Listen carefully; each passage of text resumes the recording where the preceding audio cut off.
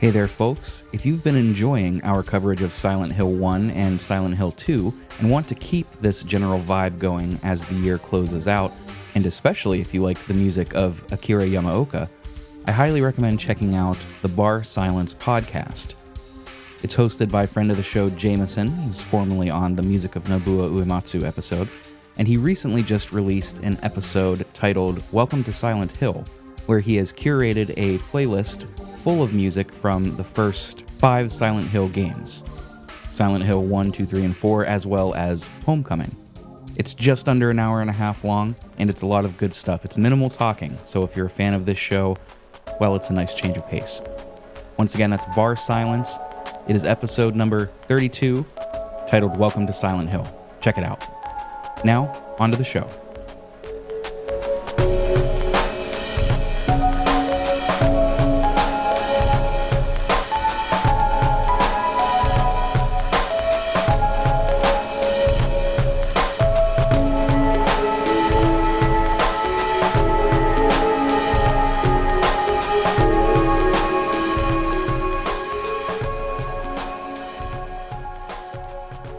Welcome back to pixelprojectradio. This is part 2, the final part of our Silent Hill 2 analysis. If you're finding this episode first, well, it's not going to make a whole lot of sense if you don't listen to the first one. You might not even know who we are.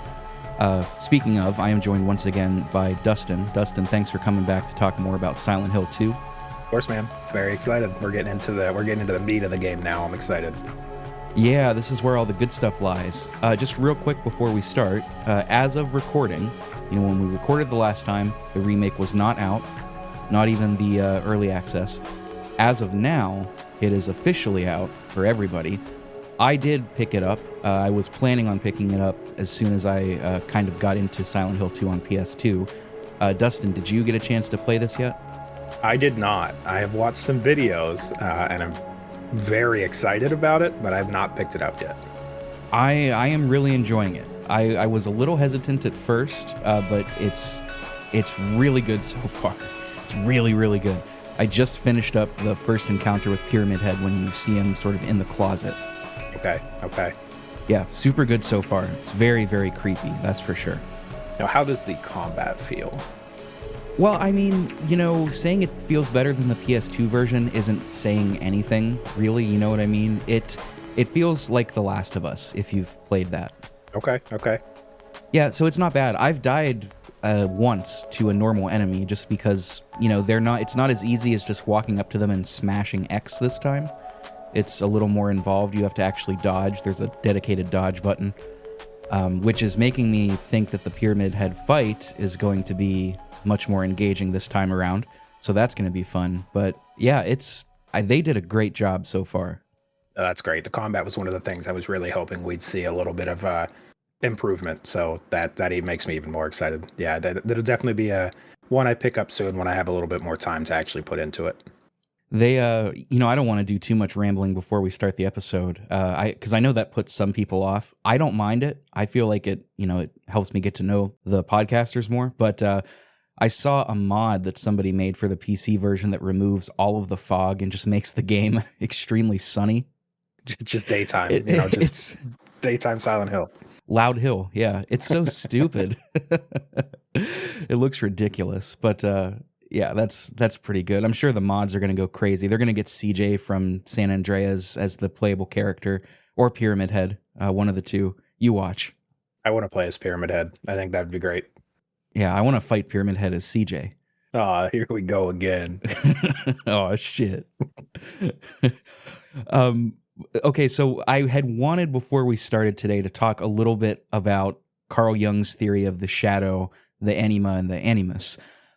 However, I know a little bit about that just from cursory reading, so I went back. I have this book, and I'm going to link it in the sources for the episode description. It's a really good book. It's called Man and His Symbols. It's got essays from Jung as well as a couple of other Jung experts. And the chapters / the essay about the shadow, the anima, the animus is by Jung. So it's a primary source. But whenever I started getting into it, I realized that there is a lot more to this than I was anticipating. So rather than giving a schlocky, half-assed analysis of this, What I'm going to suggest is for folks to seek out that knowledge on your own. There are some other podcasts that talk about it. I would personally recommend finding primary material like a young scholar, not like a video game podcast that talks about it, but it's very interesting. The gist of it is that, within the shadow of everybody lies in men the anima and in women the animus. And that is the sort of personification of the male or the masculine and the feminine ideals, right? And if you do not nurture and embrace your anima as a man, for example, it can be projected onto your shadow, onto the world around you. And it causes... I don't even want to dive into it more than that for fear of misspeaking.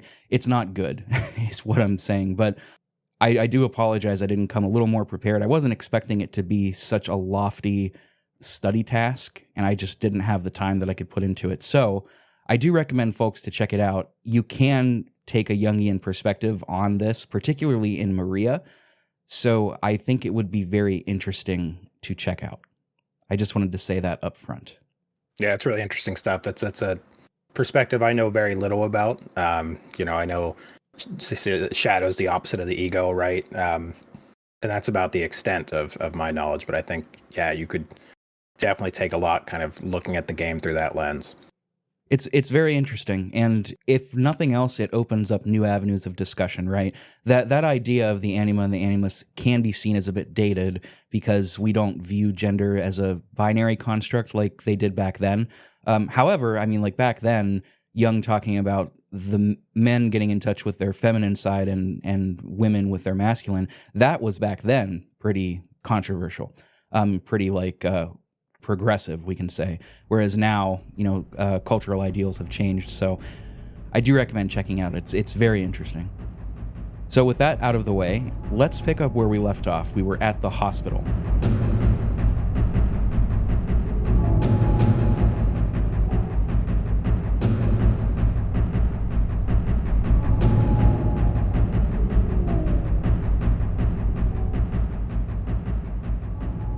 This is where we run into those bubblehead nurses. And I think we talked about this last time, right, Dustin, with the bandages on their face as well as the red squares that we see as save points? Yep. Yeah, that's cool stuff. The hospital is my favorite area of the game. Yeah, I think it's also my favorite, but I also think it is the most significant location in the game. In terms of gameplay and in terms of themes. I really think the hospital and the opposite hospital are really that's where most of the meat is in this game. Yeah, absolutely. And it's very important, but it's just design-wise, especially the Nightmare version, it's really creepy. It's really creepy. It's very good. Pretty quickly, whenever you're in here, Maria is going to say that she's kind of tired. You go into a patient room. She says, "I'm really tired." She says she has a hangover, which I thought was very interesting. You can see her take some pills. And she lays down. She's going to rest here while we go out and look for Laura. Now, something that's neat is you can find a memo whenever you're exploring here. And I took down the text of the memo. Here's what it says. The potential for this illness exists in all people, and under the right circumstances, any man or woman would be driven like him to the other side in quotes. The other side perhaps may not be the best way to phrase it. After all, there is no wall between here and there. It lies on the borders where reality and unreality intersect. It is a place both close and distant. Some say it isn't even an illness. I cannot agree with them. I'm a doctor, not a psychologist or a philosopher. But sometimes I have to ask myself this question. It's true to us, his imaginings are nothing but the inventions of a busy mind. But to him, there simply is no other reality. Furthermore, he is happy there. So why, I ask myself, why in the name of healing him must we drag him painfully into the world of our own reality? So, we're just over 10 minutes, so we made it just 10 minutes in before we have to say there's a lot that we have to keep behind spoilers here. Yep. Get that tally back up. A lot we'll talk about later that makes a little more sense with that memo, but... Get that tally back up, right? Dustin, I'm assuming this is the first time you've read this since beating the game. or at least recently. It is, yeah. So what do you think? At this point in the game, you don't know exactly what it's saying, right? So I'm going to kind of interpret it through that lens. But I think it's kind of a really like good just thought on kind of mental illness, right? And kind of the blurred lines, and that it's, it's not an illness in your typical sense of, being physically sick. But it can skew kind of your reality, and your reality becomes something different than what it actually is. So I think kind of setting up that no clear boundary obviously has implications coming up soon in the game. But even just, with what you understand at this point in the game, it's just a really good kind of comment on what it's like to kind of be in that headspace of a mental illness or a psychological breakdown. Yeah, exactly. And it kind of taps into this idea, too, that a lot of us, I want to make sure that I phrase this in a way that's accurate, but also sensitive. It taps into this idea that I think a lot of us that don't suffer from some of these afflictions can get into, where we start projecting ourselves onto them and feeling pity, feeling like there must be something we can do to save them. That idea of saving somebody. And it's never that simple, is it? Because we can never truly know the reality of somebody else. They could be perfectly happy. Right. Yeah. I mean, it's, they could be perfectly happy and kind of struggling with this, the blurred lines between, as they call it, reality and unreality. But there's not necessarily, they don't need fixed, right? They have their own battles, but yeah, it is not something where you need to jump in and fix them. Yeah. And, it's not important. It's not important who wrote this note right now. Especially, we're going to be going into another reality pretty soon with the nightmare world. So my guess, and this is probably what I was thinking at the time. Actually, no, it wasn't, because my brain was firing on overanalyzing mode. I was like, there's something more. There's something deeper. There's always something deeper. More. But I would wager that a lot of people, once they get to the nightmare world, they're going to think that this note is very literal. And, like so many things in this game, it can be. But we'll come back to it. We'll circle back to a lot of this, to use some corporate jargon, once we kind of unearth a lot of what's coming. For now, while we're looking for Maria, we can find another little interesting memo up on the roof. It's a suicide journal. I don't think it's labeled that, but there's a patient that is writing entries in a diary, and it ends very abruptly, like mid-sentence, and it's on top of a roof right by the ledge.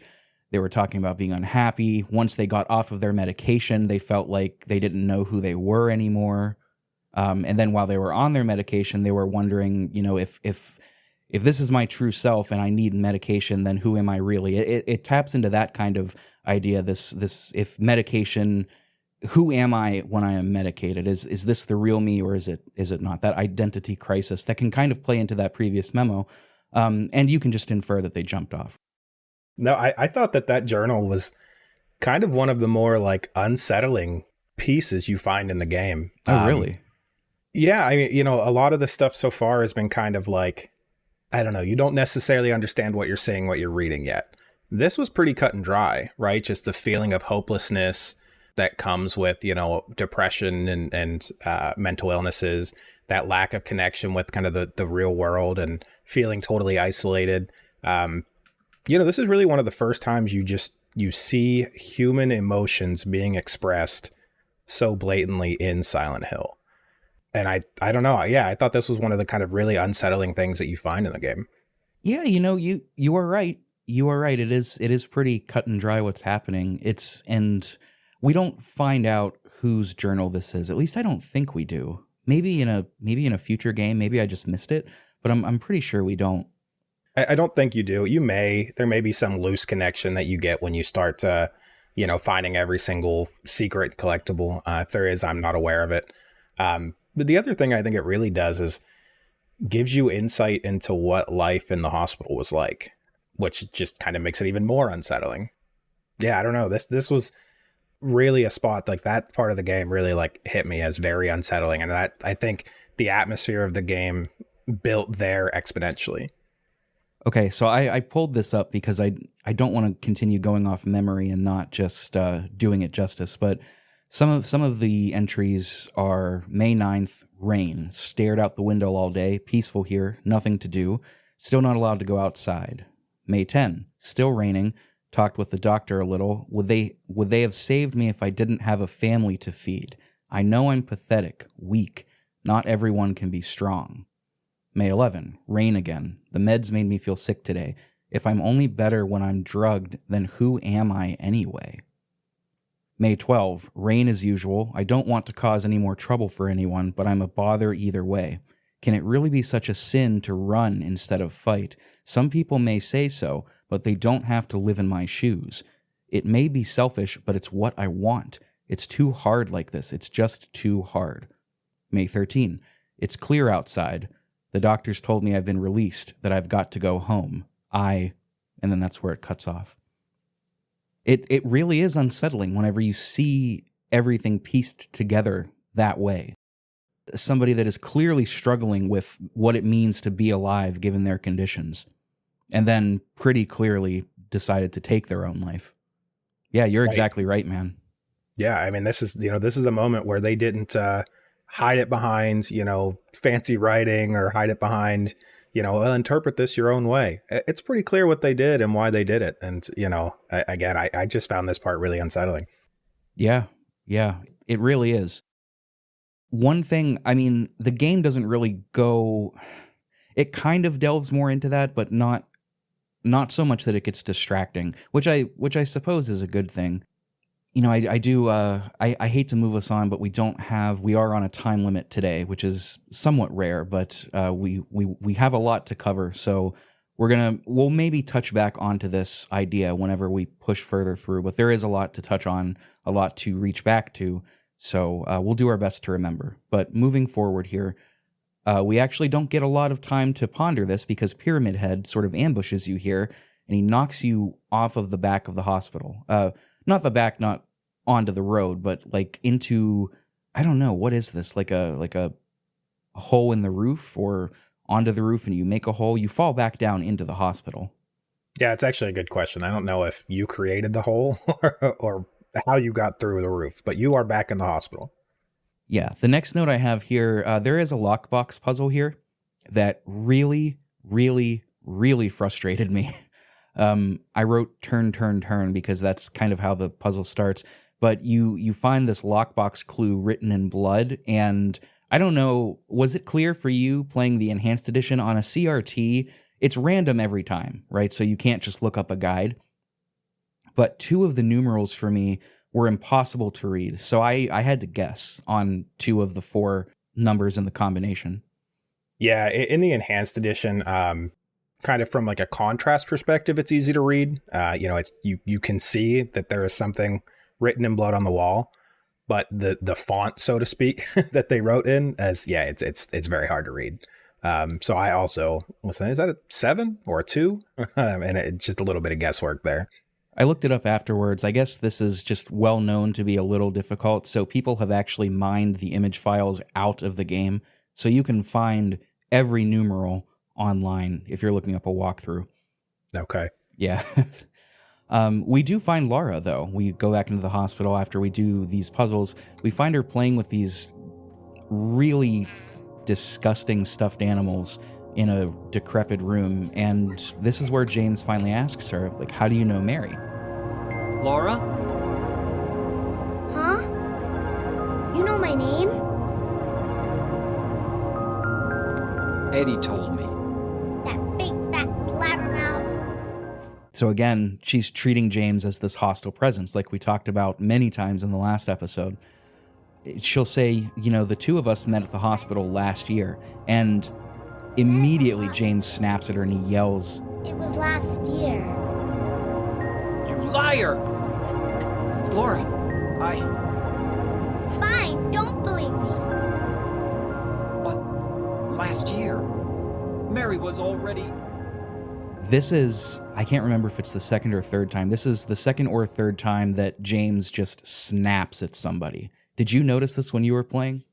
I did, yeah. There's several times throughout the game where his reaction is just so out of place. Again, kind of adding to like that dream presence we talked about almost. Like, it doesn't fit the scene at all. Yeah, it was a very odd reaction. It really makes you wonder how other people are seeing him too. That was my biggest question as I was going through my first playthrough. Like, how are other people seeing James that they're reacting in this way? But immediately he'll like back off. He'll shout at her, and then he says, "Oh, I'm sorry," and he goes back to being normal. But it seems like the timeline isn't quite straight, right? Mary died 3 years ago, so how could they have met last year? Right.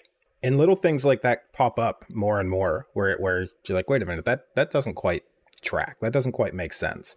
And I think this is kind of where you start to notice things like that. This was one that really stuck out to me. And I think from here to the end of the game, you start to get more and more of those things. Where like, well, wait a minute, what is the timeline here? Right. Things are more on Front Street that are going to be causing us to ask questions. Laura, speaking of things that make us ask questions, Laura tells us that she wants to get a letter from Mary. She left it behind as we're leaving, and she's like, I gotta go get it. So she goes back and she unlocks a door.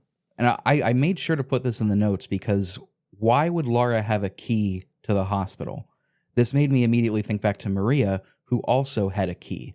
And I'll talk about that at the end because this is one of my theories on Laura, but we'll come back to it. She tells James to go inside and get it. She's like, yeah, Mary's letter, it's all the way in the back. You got to go all the way. And of course, as the player, we know what's coming. He walks to the back and she locks James in there. She shuts the door and locks it.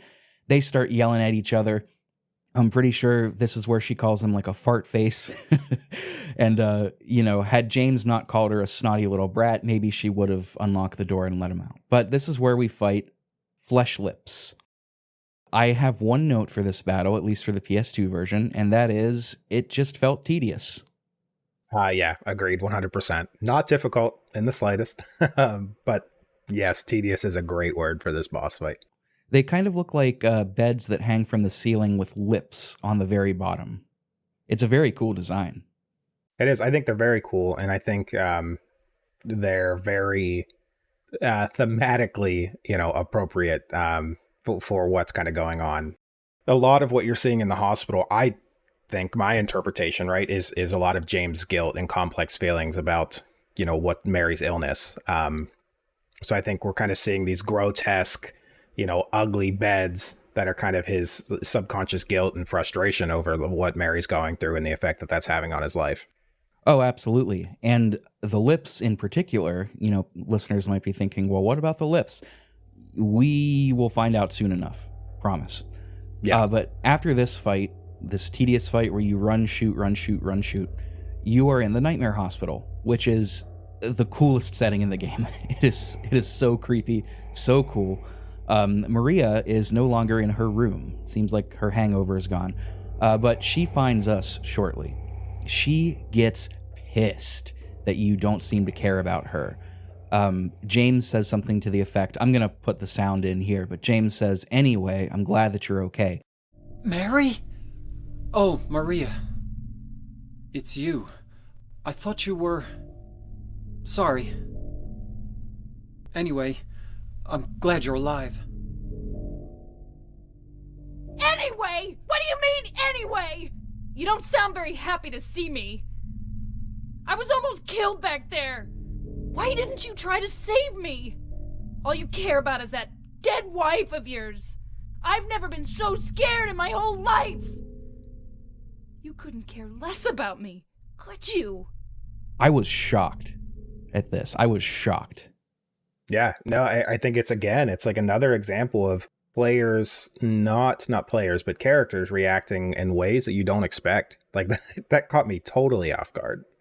And it makes you ask the question too, right? Like, who is this person?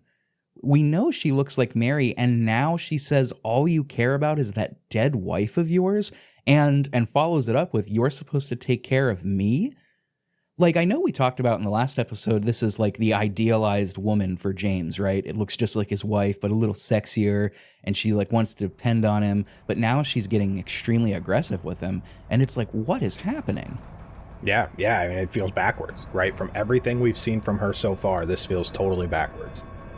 Totally backwards, yeah.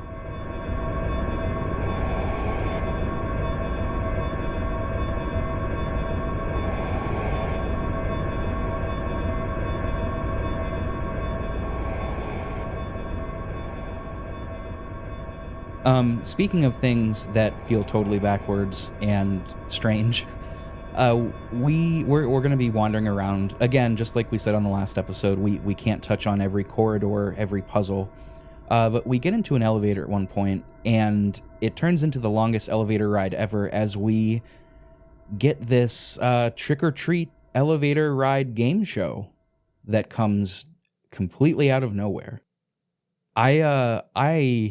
This was bizarre. I think this is here just really to just make you question reality. I mean, it gives some background to the history of the town too, right? It's not just superfluous fluff. The questions that they're asking are directly related to the town. But being presented as like a game show in an elevator, the guy is talking directly to James, who can't answer him, but still, it really at this point you're like, okay, this is a dream. This has to be. It's certainly not reality, whatever it is. Yeah, super peculiar. I think, you're really in the, the downfall of his psyche at this point. If he wasn't, if you didn't have enough proof before that he was spiraling, I think this is it. Yeah, it is like he's losing touch, isn't it? Yeah, and I really enjoyed the juxtaposition of like these cheerful game show elements talking about the bleak horror of like Silent Hills, of the town of Silent Hill. I don't know. I enjoyed this scene a lot. I thought it was really cool, but it really, it's really starts to blur the lines between, the reality and his psychological state. Hey there, folks. Quick interjection. The game show audio has a lot of background noise, elevator noise, ambient noise, and just the fact that it's recorded from a PS2 generally. The long and short of it is that the audio sounded like shit whenever I tried to put it into the episode. So no audio. Go look it up on YouTube. It's bizarre. Very cool. Bizarre. Freaky deaky. Check it out. Back to the show. So he'll ask you these questions, but he doesn't give you an opportunity to answer. You can find a little puzzle box up in the hospital, and if you plug in the correct answers, you get like, I think it's just a bunch of ammo and a couple of really strong healing items. It's definitely something to grab if you're playing that way, but it's not mandatory or anything. But this leads to our next Pyramid Head encounter, and it kind of comes out of nowhere. This is, one thing we talked about in Silent Hill 1 is Yamaoka, and I don't know if this is Yamaoka or whoever was plugging in the music that just chose to put Yamaoka's stuff in various places, but Silent Hill subverts the expectations of how music works in a game, because Pyramid Head, you're walking through these corridors, right? And it's doing the Silent Hill thing where it changes the perspective of the camera. The camera is static and it'll just be on one corner, you turn the corner, and then it's on another. And eventually Pyramid Head just comes up behind Mary and will start attacking. And there's no music, there's no sound cues, it just happens. And then like music will start to fade in eventually. But it's that subversion. You never expected it, but here he is. And it leads to this little cutscene as you guys are running. You run, you get to the elevator. There's an elevator at the end of this hallway. It closes. James gets in and it closes on Maria's arm. And you can barely see out of the crack. She's struggling to get in. She can't quite, James can't open the doors. And you hear Pyramid Head. You see him come up right behind Maria, and he ends up killing her. You hear it, you can't see it, but her arm kind of slumps, and the elevator continues the descent down with just James alone in it. This was crazy. Oh, it really was. And I think this scene, if you wanted to provide one, section of the game that I think really captures how great the just atmosphere and sound design in this game is, this is probably the one I would choose. Oh, yeah? The sound of Pyramid Head's weapons scraping along the floor, the tight hallways, limited visibility. It's just so cool. It's not a long section, but the atmosphere of this section is really cool. And I think it summarizes up a lot of what they can do with just the sound and the spaces, very effectively. Yeah, no, I agree with you. I do. This is a really intense section. And the music that does come in after Pyramid Head is revealed. It's swelling and queasy is what I wrote. And I don't quite remember it off the top of the dome, but I believe that. Yeah, no, you said last time, I think it was a quote from a quote from them that said that they don't consider the melody to be the most important element of a musical piece, right? And, that's evident here. They create such an awesome atmosphere with the music, with really no melody at all. It's very, very good. So at the bottom, James is alone now. Maria is dead. And he finds a note, James does. This is very interesting. The note says, "He who is not bold enough to be stared at from across the abyss is not bold enough to stare into it himself. The truth can only be learned by marching forward. Follow the map. There's a letter and a wrench. That's our new destination." And then, this can't be in the note. I wrote Lara walks past him right before we leave. Yeah, that's definitely not in the note. This is really close to a Nietzsche quote. And I don't remember. I think this is either in the Genealogy of Morals or in Zarathustra. But it's the Nietzsche quote is, "Beware that when fighting monsters, you yourself do not become a monster. For when you gaze long into the abyss gazes also into you."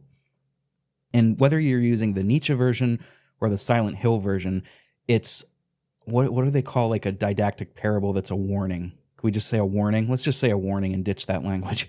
It's a warning to somebody to not give in to the evils that they are observing or judging within others, right? It's warning of a negative transformation. Very, very fascinating. Yeah, really, really cool.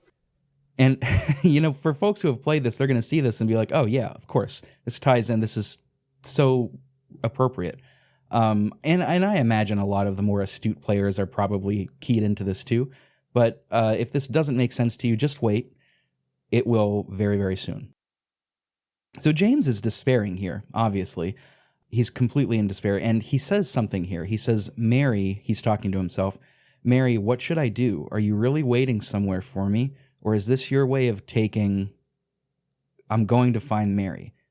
This is, I don't know if this is the first one. I might have missed it before. But James will begin to start speaking about Mary, and he never finishes his sentences. Is this your way of taking what? What's going on here? Yeah, and I think this is the first time we see him questioning what he's doing. This is the first time in the game where he's like, well, what am I doing? Why am I here? He kind of does at the beginning. He says like, "Oh, this is so ridiculous." But, now it was dream logic before. Now he's finally starting to look around and say, what am I doing? Yeah, hey, this kind of sucks. We're in Nightmare Silent Hill now, another very cool area. You can find a new message at Bar Neely's if you go back. Did you find this? I think it's optional. I don't think I did. What does it say? Oh, yeah. If you go back to Bar Neely's, there was a quote that said, it said, "There was a hole here, but it's gone now." Oh, written on the wall. And yes, yeah, okay. In blood. If you go back there now, there's a new message, and it says, "If you really want to see Mary, you should just die. But you might be heading to a different place than Mary, James." Now somebody or something is explicitly telling James that he's going to hell and that he should just die. Now it's like, okay, there is more to James than we know. There has to be a reason that everybody around him is treating him like so antagonistically. Yeah, that's why I did not get that. But yes, somebody is leaving direct messages for James now. Like, you should die. Yeah, and speaking of direct messages to James finds a letter. This is how you find out where you're supposed to go next. This is mandatory. James finds a note that says this: "Or perhaps you are a fool. The truth usually betrays people. A part of that abyss is in the old society." The old society is the Silent Hill Society. That's where we're going next. The Historical Society. The note goes on, "The key to the society is in the park, at the foot of the praying woman inside of the ground inside of a box. To open it, I need a wrench. My patient buried it there. I knew, but did nothing. It made me uneasy to have such a thing near. I wasn't looking for the truth. I was looking for tranquility." That's a profound line. "I also saw that thing. I fled, but the museum was sealed as well. Now no one dares approach the place. If you still do not wish to stop, James, I pray to the Lord to have mercy on your eternal soul." That, and like, this is one of those notes that you kind of, you scroll the page, you click to flip the page or something. I did not expect this note to end with a direct a direct reference to James himself. It's so clear at this point that something is going on. It is, yeah. And again, it's a note left directly for James, which also caught me very off guard. Again, this is where you're really feeling like things are changing, and they're changing quickly, and somebody is, or multiple somebodies are trying to stop James to help himself, or they're trying to stop him for other reasons. But yeah, we're seeing multiple messages in a row, addressed directly to James now. Right. And it seems like this person has been where James wants to go, based on the last line. If you continue, I pray mercy on your eternal soul. But what strikes me is that line, I wasn't looking for the truth, I was looking for tranquility.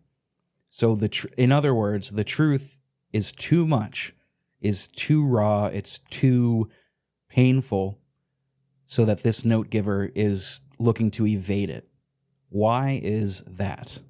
Yeah, and that's a very common theme in throughout this game. I think this is the first time we see it so kind of blatantly written out, but there is, when you kind of take a moment to reflect and really look back at the game, there's a lot of moments that are, they're showing you the emotional burden of the truth is too overwhelming, so I'm going to ignore it. I prefer ignorance over confronting reality. And this is just another example of that. That's something that we see in loads of media too. It's not, I'm not trying to degrade Silent Hill. It's not like, oh, Silent Hill is just jumping on this bandwagon. I'm not saying that. I'm saying that this is a universal experience, this idea that, running from the truth is so much easier than facing it. And some people run by imbibing in mind-altering substances like alcohol or cannabis. Some people will straight up restructure their memories, into entirely different truths that aren't real, aren't factually real. Although, I'm thinking back to the Pentiment episode, what is truth? It's just what we left behind. It's not history. But suffice to say, evading the truth is something that everybody does at some point in their life. And now we've got to ask, is James doing the same thing? What would he be evading? He's already admitted that Mary has died, so what could he possibly be evading? Well, we find answers soon. But for now, we're going to go to the Historical Society.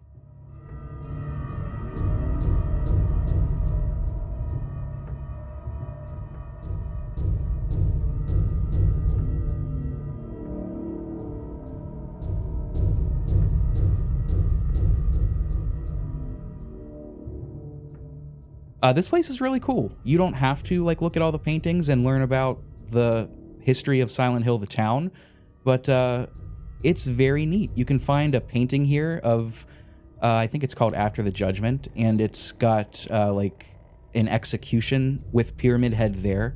So it's sort of implying that the executioners would wear the Pyramid Head gear. That's where that's from. It's very neat. Yeah, I know. I personally really enjoyed any time I got to learn more about the town of Silent Hill. So I think I searched every single thing you could interact with in this building. I think I interacted with. Also really kind of jarring to see Pyramid Head on a painting. It is jarring. Another thing you learned in here, I didn't write this down, but I just remembered it. You can see that I don't think it's implied. I think it is just the hospital, but you see a painting or a photo or something that the hospital burnt down at some point. We don't know when, but it did burn down. Or was that, was that the hotel? That was the hotel, wasn't it?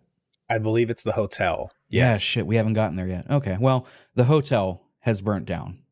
Keep that in your back pocket.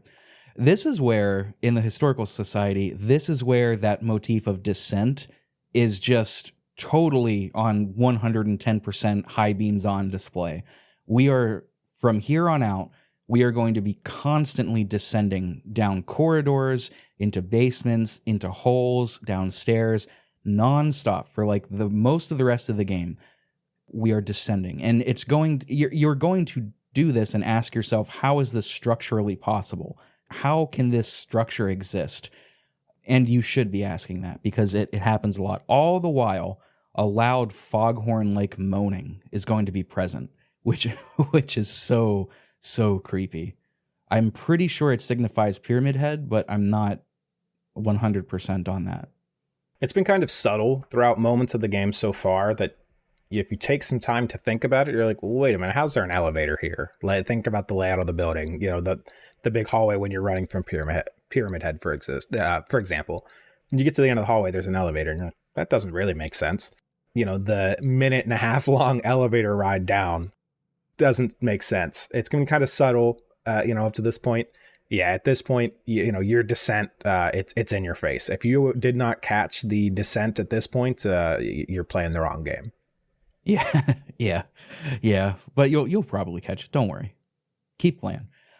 And speaking of descent, we jump down not one, but two really deep, dark holes in the ground, right? James just knows to jump in. This is, dream logic time.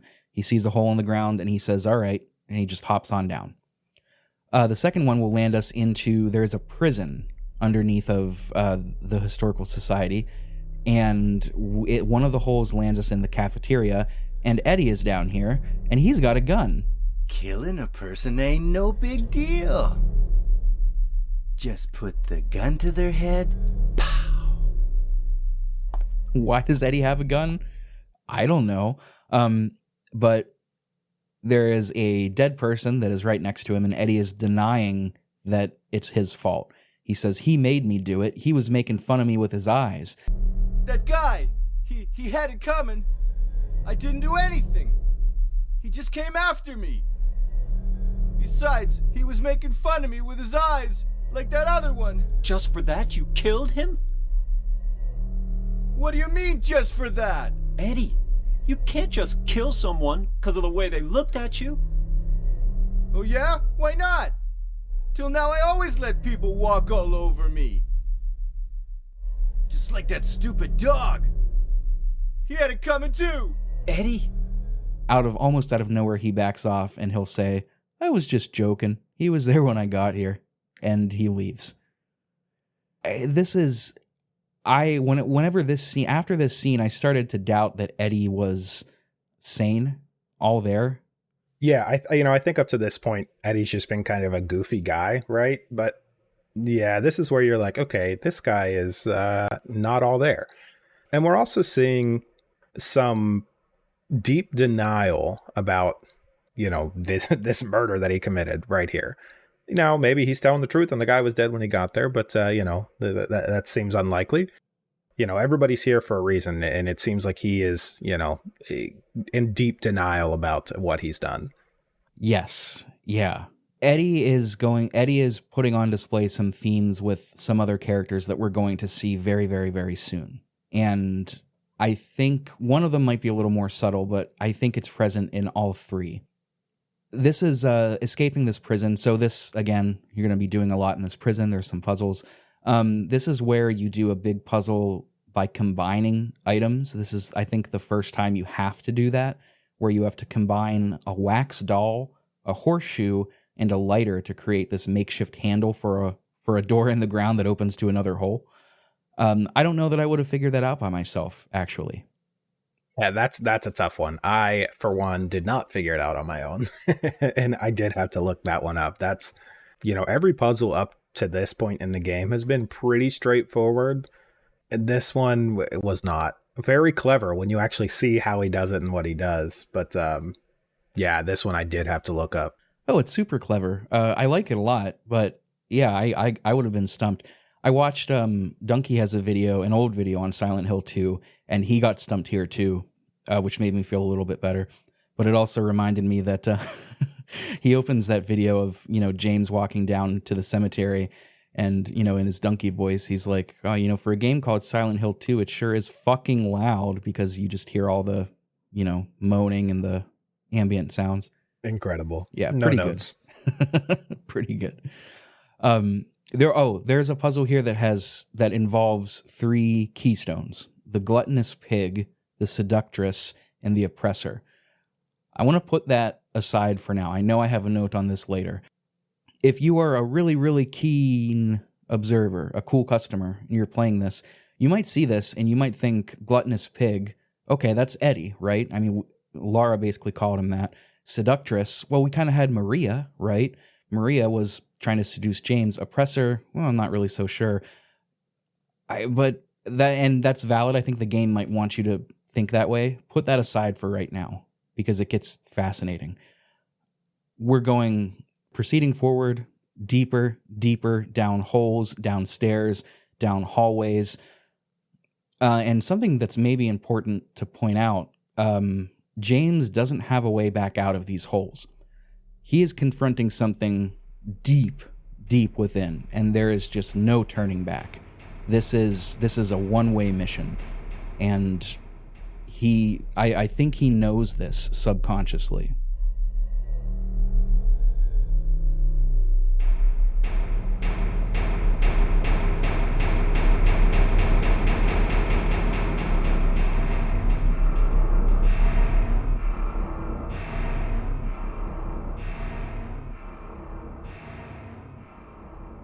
So this takes us to the labyrinth. We both went to Pyramid Head's lair. I think this is optional, but we both went there, right? Yes. Yep, I went there. Super, super cool. It's like there's blood everywhere because he's, the executioner. It's cast in red light. And this is where you get his knife. The very impractical to use great knife. He's also lurking down here too. Like, to get to his lair, you have to kind of go around this square hallway into the center of it. And he's down there. He's walking around, and he can get you. Yeah, I managed to get out of there without... I did run into him, but I didn't get hit. Yeah, I got lucky. I don't know if you ran right into him and got hit or anything, but I was able to get in, take the weapon, and get out without him hitting me. I did run into him, but yeah, I didn't get hit either. He's very slow, and his weapon is very slow too. There is a head puzzle here that involves there's like this head that will come out of the middle of the floor, and you twist the head to each side of the head will have a different face on it with a different color, and the way that you twist this head coincides to this metal room that's directly across the hallway, or directly across into the next room. However you twist the head, the room will twist as well. I thought that was very clever because you have to twist it to get two doors to line up just right. And that was very neat. I like that a lot. Yeah, a really cool puzzle. And it's one that because of the positioning of the head, you don't realize that turning the head is changing the room behind you until you do it and then realize, oh, there's no door there anymore. Right. So something I did change. So yeah, I like also that it wasn't obvious why you were turning the head. Yeah, it was very clever. I liked it a lot. That was neat. And, it's kind of one of those that you have to just sort of figure out. I mean, there's probably a set solution, but you can just figure it out. It's not too difficult. Yeah, that's one that, look up, find where the doors are, and turn them so they're at the bottom. It's not that it's difficult, but it is really clever. So once you go through that metal room, perplexingly, we get reunited with Maria. She is behind these bars, sort of like a cell. And what's interesting when we see her, it goes into like a cinematic, and it's from James's POV. So it looks like she is in a cell. And then the position changes so that it looks like James is also in a cell, which is very interesting. Who is the one we talked about that a little bit with Pyramid Head. Who is the one that's being detained here or separated from everybody else? Not sure. She seems completely oblivious to what happened. James is freaking out about her being killed, and all she says is, James, did something happen after we were separated in that hallway? James, honey, did something happen to you? After we got separated in that long hallway? Are you confusing me with someone else? You were always so forgetful. Remember that time in the hotel? And James has no idea how she knows about this. He begins asking her, "Aren't you Maria?" And she says, I am. If you want me to be. All I want from you is an answer. It doesn't matter who I am. I'm here for you, James. See? I'm real. Don't you want to touch me? I don't know. Come and get me. I can't do anything through these bars. Okay. Stay right there. I'll be there soon. Don't you want to touch me? And then she sort of like sits down and, starts basically inviting him to, the sexy times are on. Come on over, Tiger. Which completely sidetracks James. He's like, I'll be right back. I'm coming. He's forgotten why he's here. But again, I mean, she is, if we're going back to this idea of the seductress, we could call that Maria. As a spoiler, it's not the right decision, but it could be at this point, right? It seems like she's actively always trying to seduce James away from proceeding. Yeah, 100%. That's kind of been her, other than when she flipped out on you earlier, that's been kind of her angle the whole time. Yeah, just ignore that part. Otherwise, she's perfect for him. Moving forward, there are some watery corridors that sort of reinforce this idea of an unnatural landscape. I thought those are pretty neat. Just before we get to the next boss fight, which is an interesting one, there we find a bloody newspaper that is partially illegible, describing the homicide of a man. You can't quite make out the name. You can make out the last part of it, but not all of it. But the gist of it is that this man was murdered and the police considered it a crime of passion because they couldn't, there was no sign of struggle. The murder weapon wasn't there. Nobody else was there. My first playthrough, I thought it was, okay, infidelity, maybe.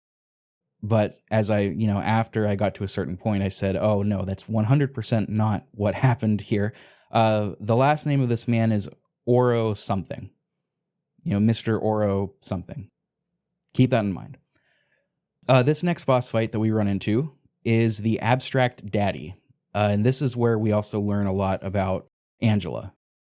The fight itself, we could probably just get this out of the way. This is another instance of run, shoot, like most bosses in this game. I tried using the Pyramid Head blade on this, and it kind of locked me into a corner, which killed me. This is what I mentioned on the last episode. I love that. If there was any moment where I would say, maybe I can use this weapon, it would probably be this fight.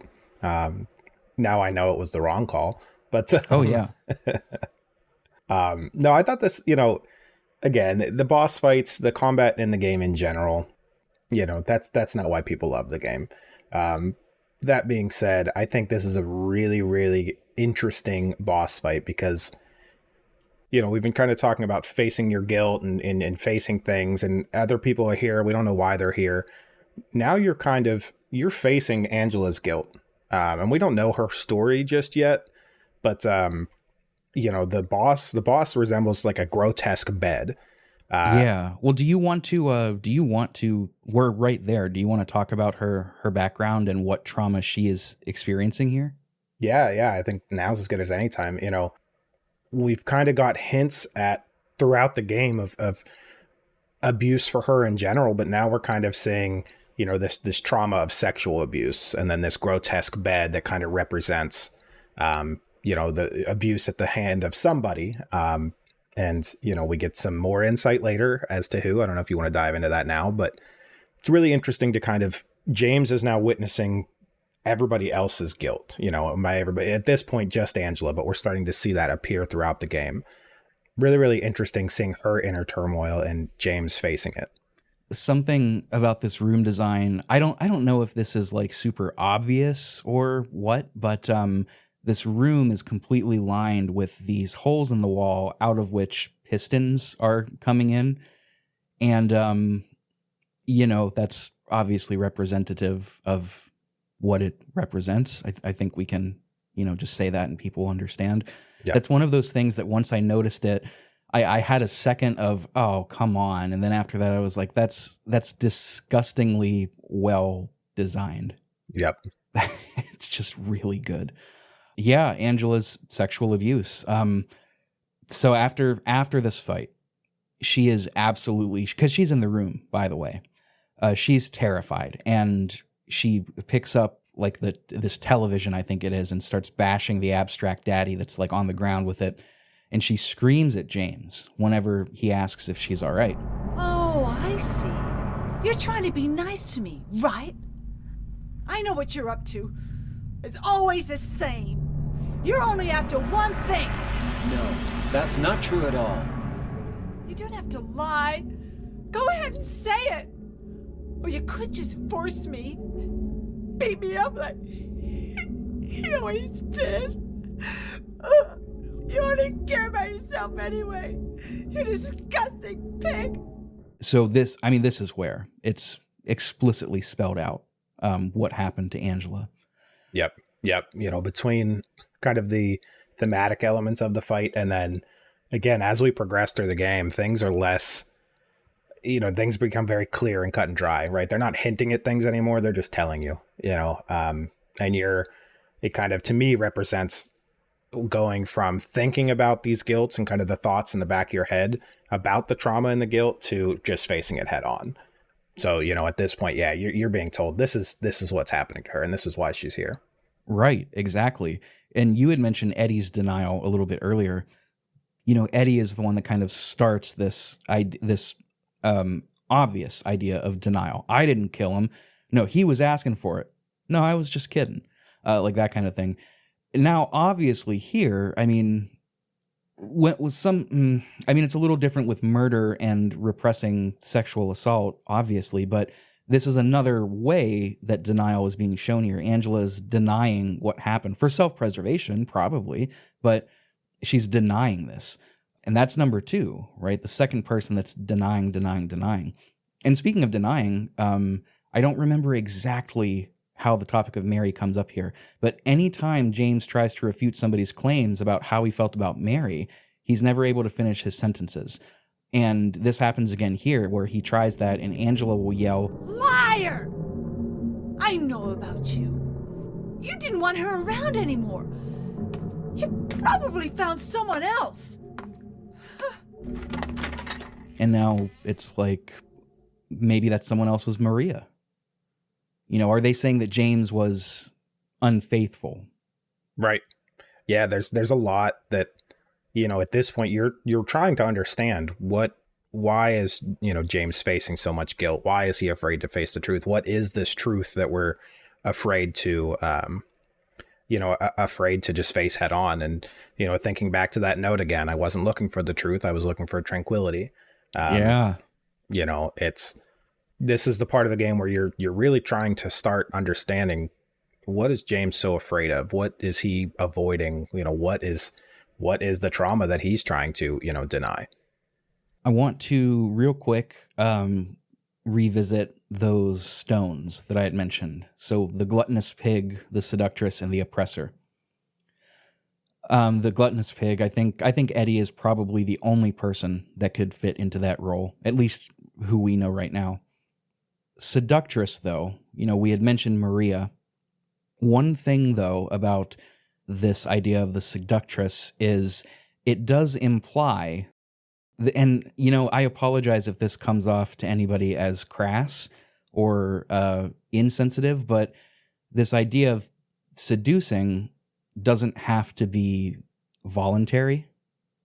It might be a little queasy to think about, but Angela wasn't voluntarily seducing her father, but it still happened. Yeah. And I think it was really interesting. That was not my initial interpretation. As I kind of looked back on it and thought about it, I kind of came to that same thought.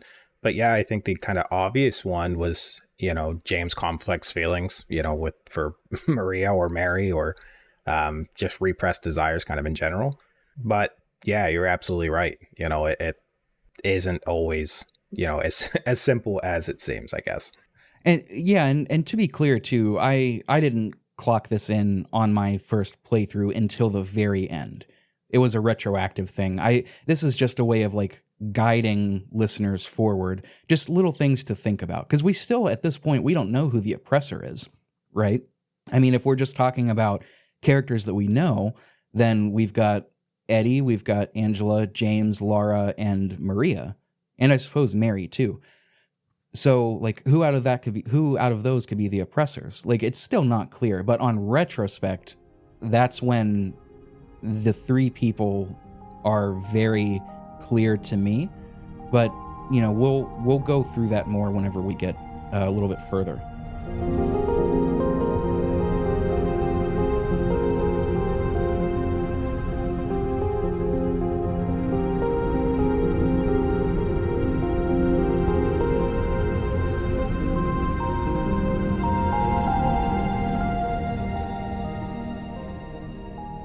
Let's see, what's next in the notes? Innocent man riddle. I like that. I literally just wrote nice with an exclamation mark. Thought that was very neat. Do you want to talk about that at all, or do you want to move past it? What was the innocent man riddle? It was, there are those 6 hanging, well, I think they're dummies, but like 6 hanging corpses, and they're each labeled like this one was an arsonist, and this one, was a murderer, and you have to find that. Yeah, you find that poem.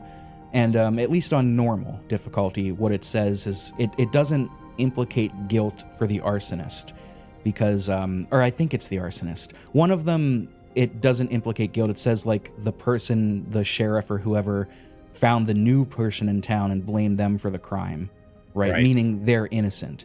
But they still died. So you're finding the innocent person. You end up pulling that noose down to reveal a key that you pick up for a door or something. I liked it. I thought it was neat. Yeah, really neat. You walk into one room and there's 6 bodies hanging from a noose, and you click on them and it tells you, this person was charged with this crime, and you can see what all 6 were charged with. Then you go down the hall to another room and there's 6 empty nooses and that newspaper article.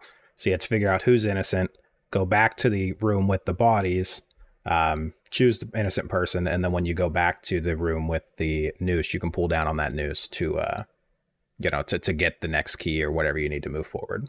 Really, really neat. When you pull down the noose, the camera frames it in a way that makes it look like James is putting it on, and I was like, oh, maybe that'll turn into something, and little spoiler, it doesn't. Not really. It was a cool shot though.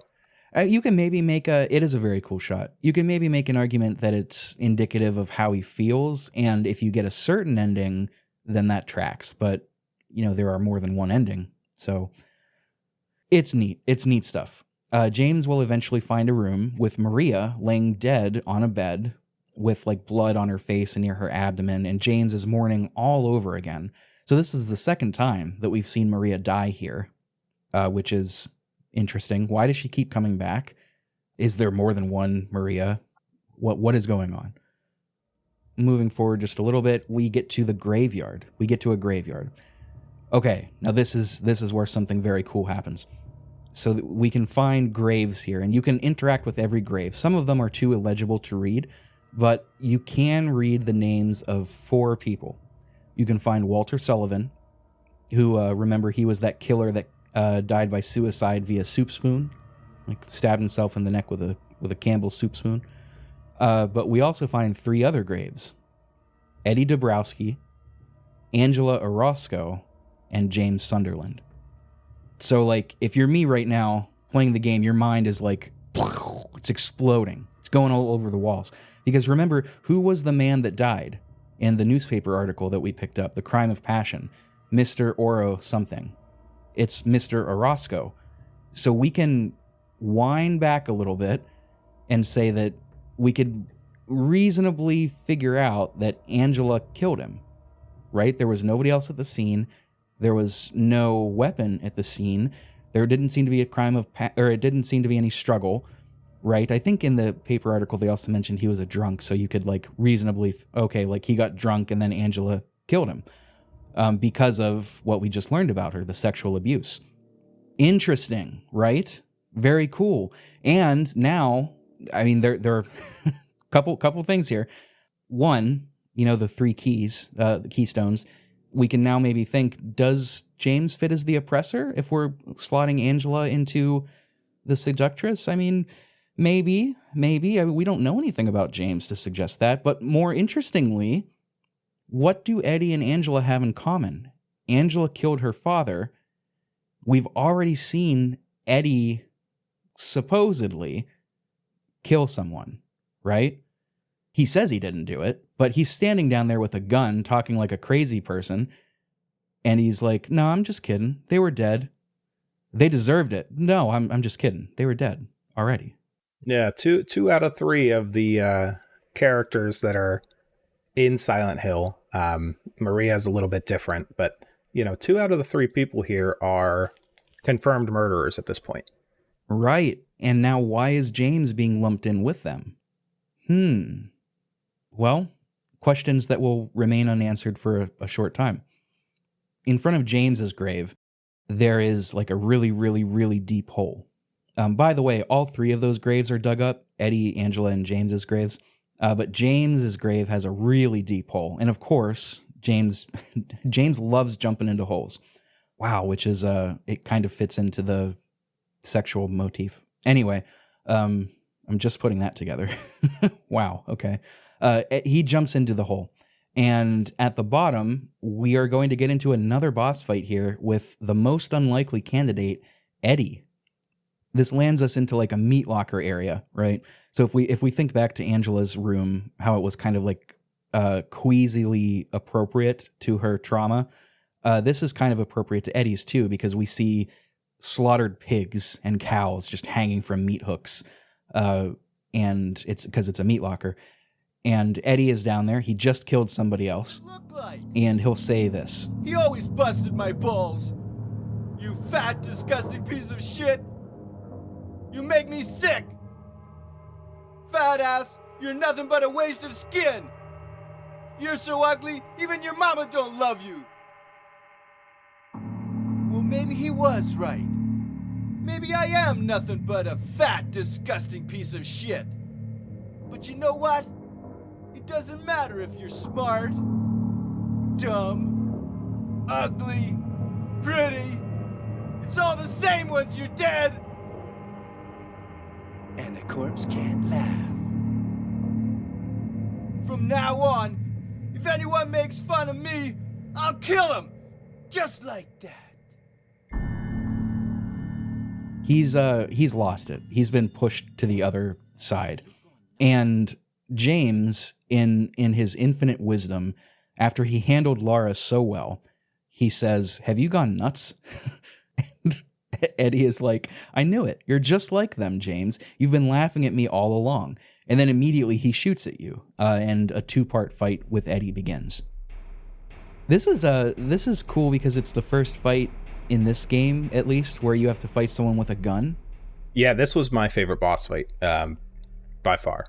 You're kind of running, trying to use the hanging meat to shield you from his shots, and you're firing back. It's cool. You're firing back at him. I thought this was the best boss fight in the game, from a gameplay standpoint.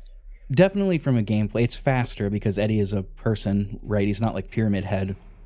So he can run all around the hanging meat stuff. So you can, I mean, I guess in this universe, if you shoot a slab of meat, the bullet just stops dead, which is what you want to do. You want to use that as a little, what do you call it, diversion. If you're playing on a low enough difficulty, the Great Knife will one-hit kill him, I'm pretty sure, which is hilarious. You just pick that up, swing it, and it instantly knocks him over. I love that. Pretty good. But this is a 2-part fight. You fight him, and then he runs into the next room. And when you run in there, he's speaking to you, and you can't see him. And he says, "Do you know what it does to you, James? When you're hated, picked on, spit on, just because of the way you look, after you've been laughed at your whole friggin' life. That's why I ran away after I killed the dog. Ran away like a scared little girl. Yeah, I killed that dog. It was fun. It tried to chew its own guts up. Finally died all curled up in a ball. Then he came after me. I shot him too, right in the leg. He cried more than the dog." James will follow up to this, and he says, "You think it's okay to kill people? You need help, Eddie." And this is where Eddie says something. At this point, I think the player should be keying into something here. Eddie will say this to James. "Don't get all holy on me, James.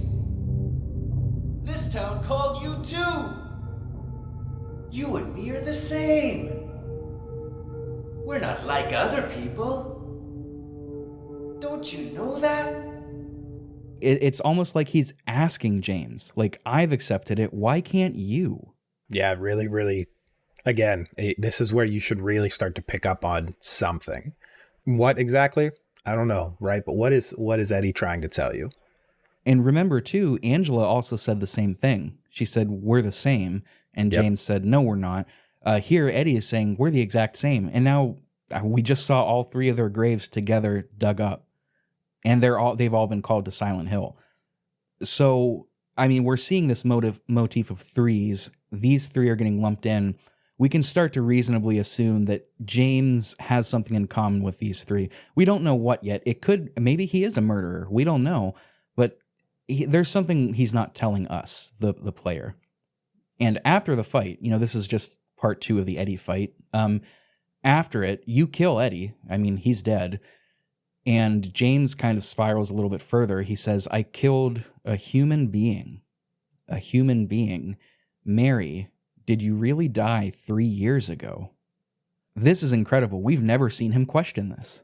Right. Yeah. And I thought, going into the fight with Eddie, I kind of immediately caught the significance of, I'm fighting a human right now. Right. Like up to this point, I've been fighting these monsters that are figments of my mind, I think. Right.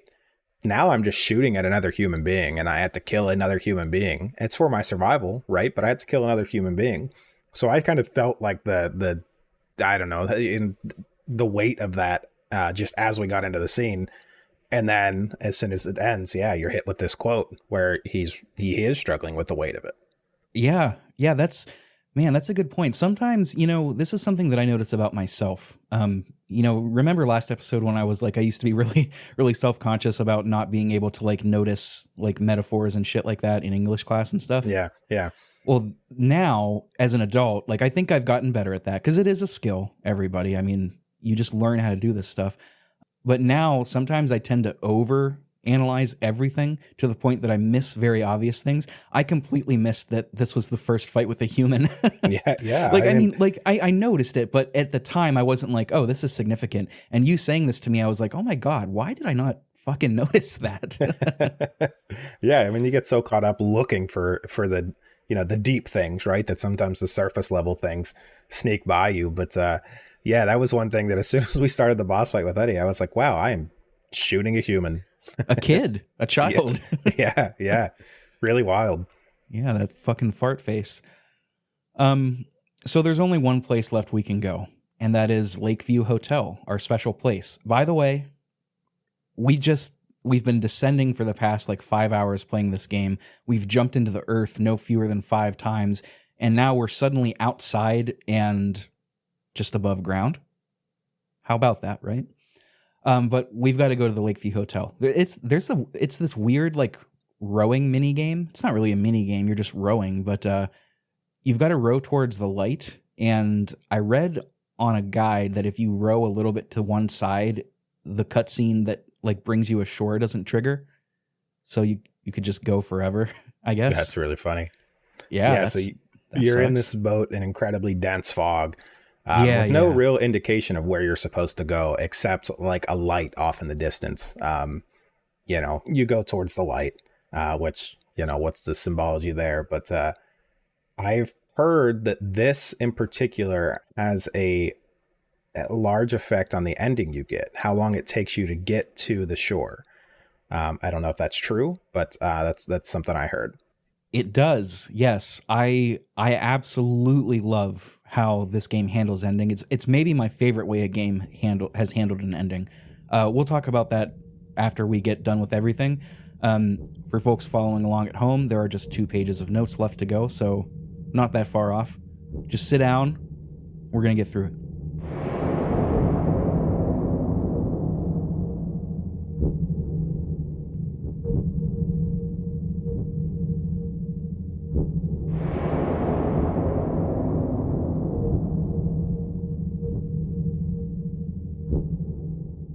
All right, we're at the Lakeview Hotel. James says in the past 3 years, this place hasn't changed at all, which we will learn is not true. Now, you walk inside and you pick up the map, like you do for every location, right? You pick up a map, and on 312, the room that you and Mary stayed in, there is feminine handwriting that just says waiting for you. Interesting. Okay. Oh, speaking of the endings, this is fascinating. So another thing that influences the endings is how often or whether or not you observe the items in your inventory that you started with. That is the picture of Mary and the note from Mary, the one that she reads in the voiceover. So I was randomly examining this because I didn't know how it would affect my ending, but I knew it did. So every so often I would just pull it up, look at it. Okay, cool, great. If you look at it here, Mary's letter is gone. It's just a blank piece of paper. Did you catch that? I did. Yeah, I kind of did the same thing, right? Because with these games, that are this old, it's hard to avoid every single spoiler out there, right? So I was also aware that it somehow affected the ending. I was able to avoid finding out how, but I did the same thing. I just every once in a while I'd look at it again when I was in my inventory doing something, and yeah, it caught that. When you're here, it's completely blank. Yeah. I'm still just a little bit, I think I understand, but I'm a little bit fuzzy on that, but we could talk about that here in a minute. You'll find Laura here. She's in a restaurant room playing a little piano. It's kind of like a mini jump scare. It's pretty funny, but she's much nicer to you now that you're here, which is interesting. And she gives you a letter that Mary had given to her. Mary gave it to a nurse to give to Laura. And the letter is just a goodbye to her. Mary and Laura were very close. Mary really liked her and had hoped to adopt her once they were out. There's also a little line in here that characterizes James as being not very nice and very surly, who was mean to Mary. And she's like, don't be fooled. Like, I know he comes off as kind of mean, but he's very sweet, I promise. And then it ends by wishing Laura a happy 8th birthday. And, James reads this. We don't know what to think anymore as the players. And James will ask Laura how old she is. And she says, I turned 8 last week. So this solidifies it. Mary could not have died 3 years ago. She couldn't have. It just doesn't make sense. And I thought, we finally get some answers, right? How does anybody know about James or know about Mary? Or, we finally get a connection. Yeah, it's cool. Laura hints that she has another letter, but she says she lost it, so she's going to go leave to find it. The abstract daddy appears throughout here as just a random enemy. It's weaker, though. Doesn't take as much to kill. I thought that was neat, but there's an elevator that you have to go down here at some point, because of course, and you have to remove, it's one of those weird employee elevators that I don't even know if these exist, to be honest with you, that monitor by weight, and it only can handle the weight of one person. So James, and this kind of taps into this being like a video game. James has been picking up shit, this entire guns, great knives, mementos, things like that. And the elevator's saying no, you're too heavy for one person. So you have to take literally everything off of your inventory and put it in this box that's out here, including your flashlight and radio. So you are completely vulnerable down here, which is so cool. This is such a tense section. But also, if we're thinking about this analytically, James is allowing himself to be vulnerable here. And we haven't really seen that before. Yeah, that was what I picked up here. You've spent this whole game building up your defenses, right? And now in this moment, you are forcing yourself to be vulnerable. And it's effective. And there are enemies around. You have to just kind of run away from them. There's an optional scene that you can find where James puts on these headphones and he relives a memory of the doctors telling James that Mary's condition is terminal. Which I think, we probably could have just assumed that as players. So if you miss this, it's not a huge miss, but it does confirm Mary had a terminal illness. And aside from that, this is it. We get the room 312 key, we get all our stuff back, and we go up to room 312. And James watches the VHS tape that Maria had mentioned that he left there. And this is the big reveal. It starts out with just Mary talking to the camera, just saying how nice this town is. And then the videotape gets really staticky. You can't 100, the picture flicks in and out, and eventually the picture goes away entirely to static. But the reveal is over Mary, Mary is in her bed, her sick bed, I should say. and James leans over and suffocates her with her pillow.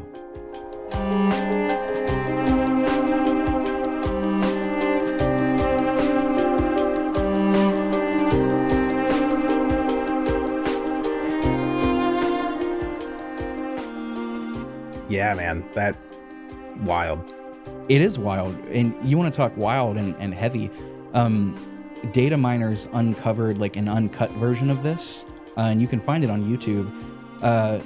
It's through the PC version's code. It's still the same picture, like there's still static, so you don't see him like doing it until she's dead, but it's just her screaming the whole time. Oh, wow. Yeah.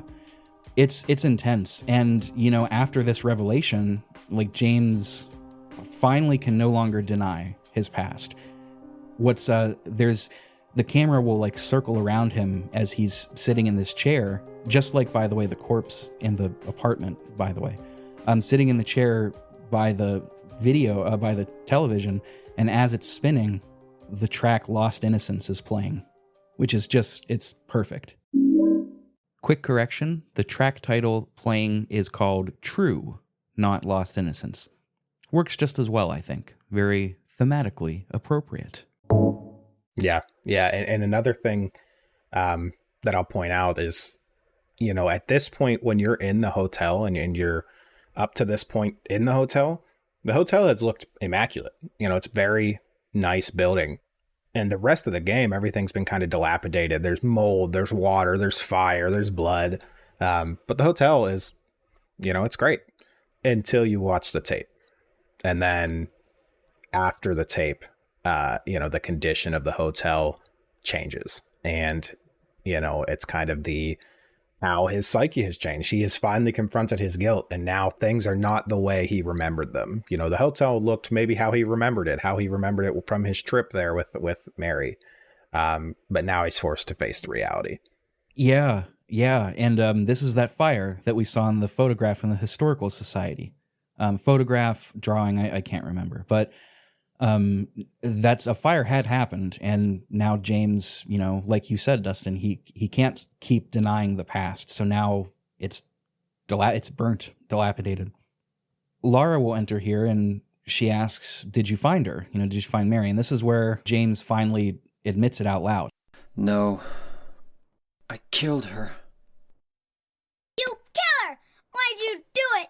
I hate you! I want her back! Give her back to me! I knew it! You didn't care about her! I hate you, James! I hate you! I hate you! I hate you! And Laura understandably freaks out on him. She's screaming at him. I'll put in the audio, but I can't quite remember. And then she leaves. But it's not quite over just yet, because James will hear Mary's voice through the TV static saying that she's still waiting for him, asking if he hates her, things like that. So we're not done. You know, this in another game, this could have been the ending, right? This reveal would have been the ending. We would have cut to one of the endings, and that's that. But we still have stuff to do. Namely, we encounter Angela here as we're just going through the hotel. We enter a stairwell, and Angela is in there, and everything is just on fire, like entirely. And at first, nobody comments on it. She at first she thinks James is her mother, but she snaps out of that pretty quickly, and she'll say, "Thank you for saving me, but you shouldn't have. Even Mama said it. I deserved what happened. Don't pity me. I'm not worth it," which is just awful. Truly. I mean, yeah, it really is. She asks for the knife back, and, you know, you say no. And she says, "What, are you saving it for yourself?" And he says, "Me? No, I'd never kill myself." Just back pocket for certain endings. When James will acknowledge the flames, he'll say something like, "It's hot as hell in here," because remember, this hallway is still on fire. And Angela says that for her, it's always like this. We're seeing what Angela sees Silent Hill as. Silent Hill is a plane in which the trauma, the repressed desires, and denied memories manifest for those that are called here, whether they're ready to face them or not. And in my notes, like I have written here, this is so much more interesting than Silent Hill 1, where it's just, oh, a cult lived here and they did drugs. this is so much more interesting and so much cooler. Yeah. Yeah. I think it's, this is where it kind of becomes clear that, hey, everybody's version of Silent Hill is different, right? And they're here to face trauma and repressed, guilt, desires, whatever it may be. And it manifests differently for everyone. Very, very cool. It almost makes you wonder what Eddie was seeing everywhere. Yeah, apparently a bunch of bullies. Yeah. Yeah, it's just so interesting. And this is going to be our final encounter with Angela for, I think, for the rest of the game, actually, now that I'm thinking about it. But we're moving forward. We're almost towards the end. We get to one final save point here.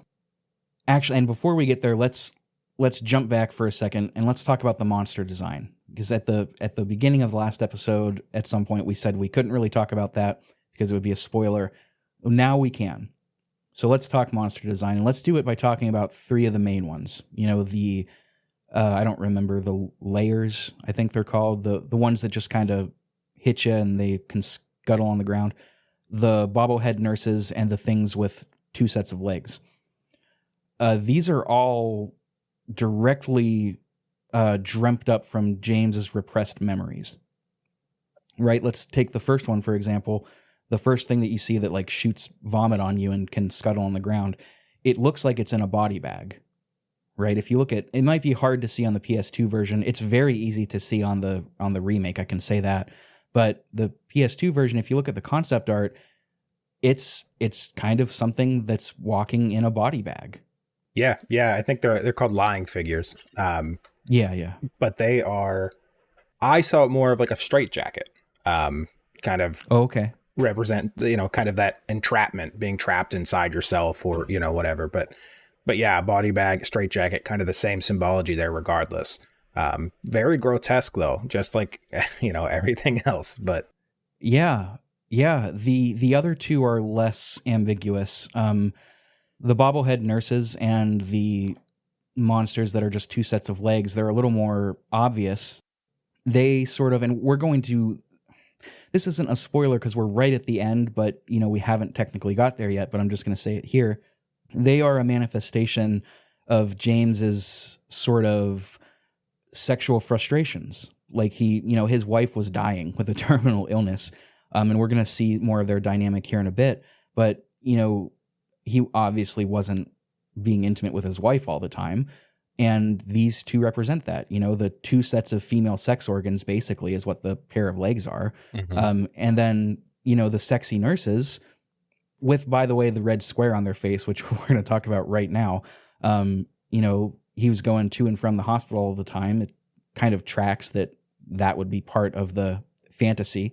And the red square. Okay. So the red square, we get to this last save point and it's 9 of these red squares in a big square. And you could read this in two ways, and I think they're both correct. You could read it as the game telling you, hey, time to save. You got to save right now. Here's 9 of them.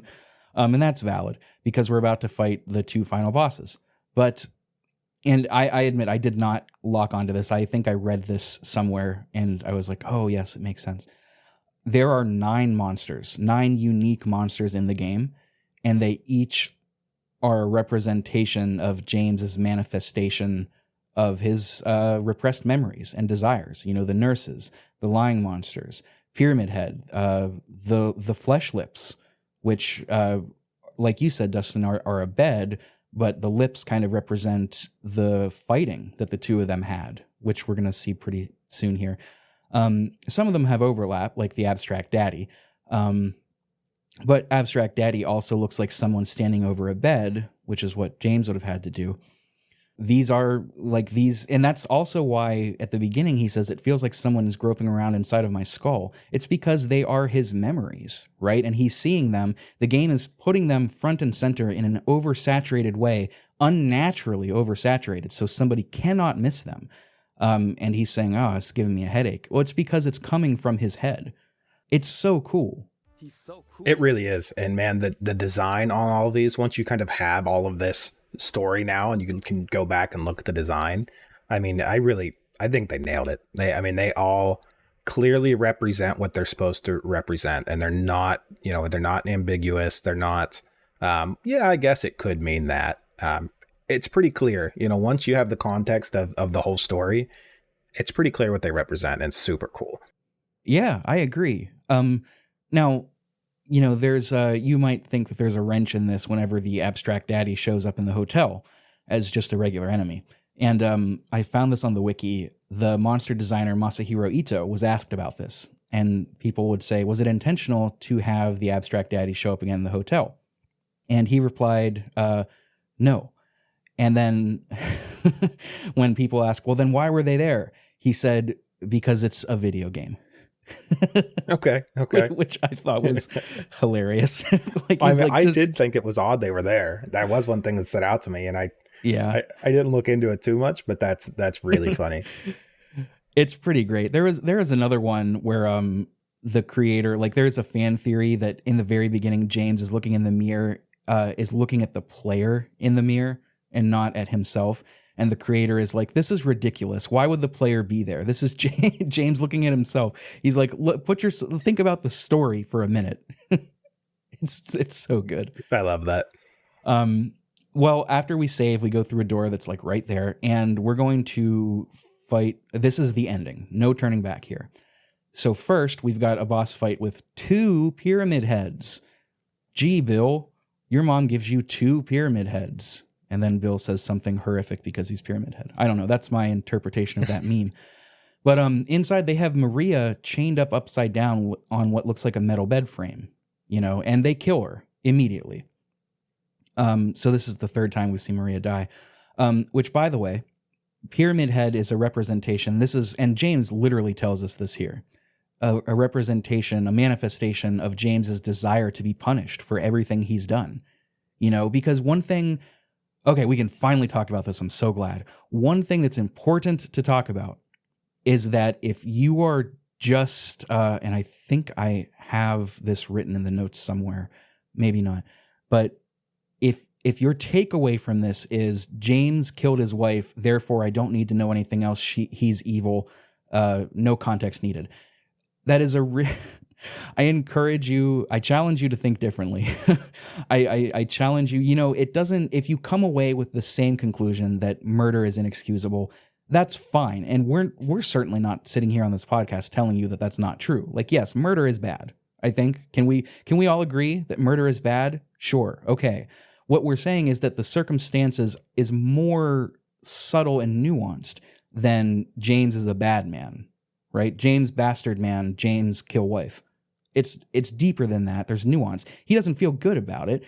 He is, in a way, a victim to his own psyche as well.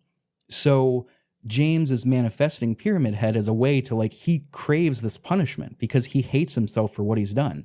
And he says this here. He drops to his knees here when he sees him, and he says, I was weak. That's why I ended you. I needed someone to punish me for my sins, but that's all over now. I know the truth. Which is kind of a JRPG-ass thing to say, but still. It very much is. So you're going to fight these 2 pyramid heads. And by the way, they keep killing Maria, I think, because, and if I said Mary before, I apologize, but they keep killing Maria, I think, as a way to remind James perpetually, hey, buddy, remember what you did? We're going to make you feel bad about it because this is what you want. You want to feel bad about it. You're forgetting why you're here, buddy. But we fight them here. And after you do enough damage to both of them, they will both just walk to the center and sort of put their spears under their chin and impale themselves standing up.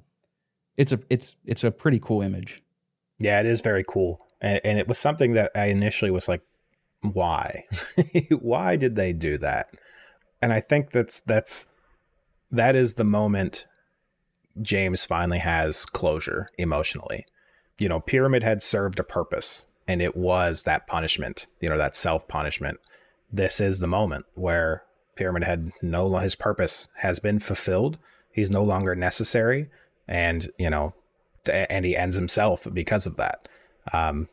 Really, really cool. Yeah, it's so cool. And this is why I think it's Ito gets frustrated when Pyramid Head gets shoved into more games, because it's like Pyramid Head exists solely in James's subconscious, right? why would Pyramid Head be in Silent Hill whatever if James isn't there? Why would he be a boss in Elden Ring? Right? Yeah. It doesn't make any sense. Why would he be in Fortnite? It doesn't make sense. No, you're absolutely right. It doesn't make any sense. I mean, is he a cool ass character? Yeah, he definitely is. But it really doesn't make sense. I mean, first of all, because, you know, he exists in James' head, but also because, like, James has taken control of this narrative, right? He's confronted the truth. He has, he's gotten the emotional closure he needs. So Pyramid Head doesn't exist anymore, right? Pyramid Head is dead. James killed him, and he no longer exists at all. You know, it's, even if you could say, well, you know, James is in the game, so Pyramid Head can be in the game. Well, Pyramid Head's dead. I don't know, man. It's odd. And yeah. I don't think I'd support that. They also started making Pyramid Head like really buff too, from what I understand. When he's not really buff in this game, which whatever. I saw a cosplay once of a woman with very large, very well endowed woman dressed as Pyramid Head, which you know, if you think about it, that's staying pretty darn true to the themes in Silent Hill 2. I mean, yeah, it's not. They could have done that in the game, and I wouldn't have thought it was weird. every other enemy's been a portrayed as like a female form in some way. So, all right, all right. Now that we've talked about Busty Pyramid Head, let's wrap this puppy up. Before the final boss, there is a conversation between James and Mary that kind of just plays in the ether, and you can choose to skip this. You can just go through a door and skip it, and that'll affect the ending. I'm going to put it in here in its entirety. Mary? What do you want, James?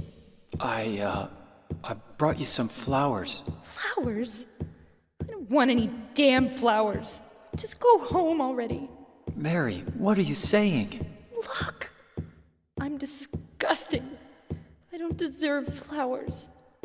Between the disease and the drugs, I look like a monster. Well, what are you looking at? Get the hell out of here! Leave me alone already! I'm no use to anyone. I'll be dead soon anyway. Maybe today, maybe tomorrow. It'd be easier if they'd just kill me. But I guess the hospital is making a nice profit off me. They want to keep me alive. Are you still here? I told you to go! Are you deaf? Don't come back! James! Wait! Please don't go! Stay with me! Don't leave me alone! I didn't mean what I said! Please, James! Tell me I'll be okay! Tell me I'm not going to die!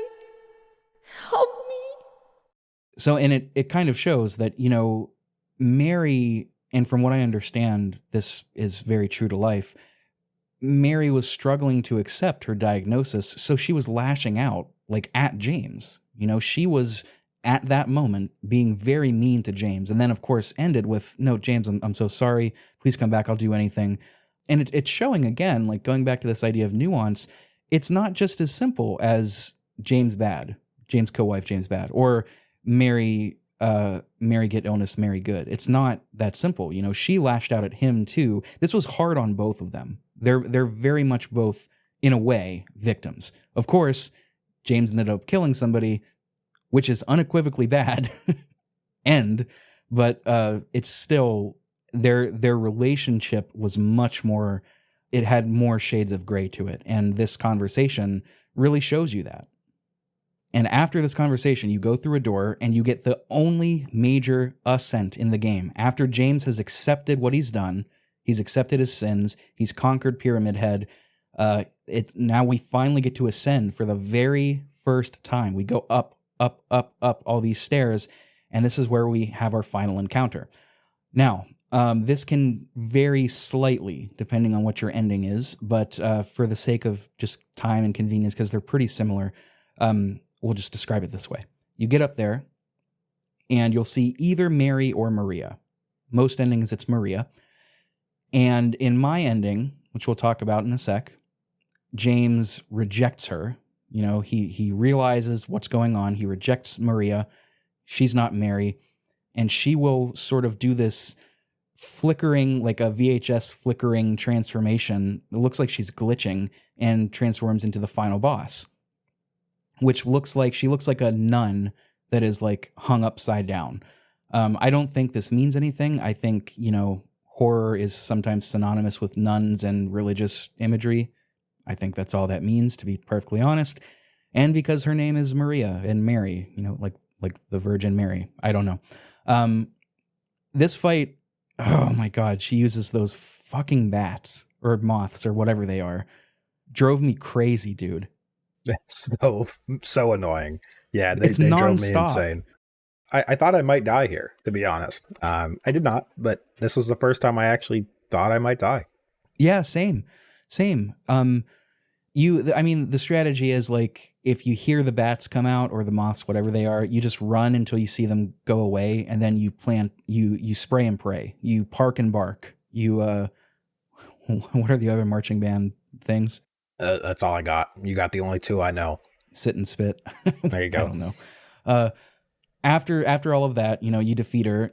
She'll fall on the ground, and she's laying there, and you have to hit her one more time to end the game.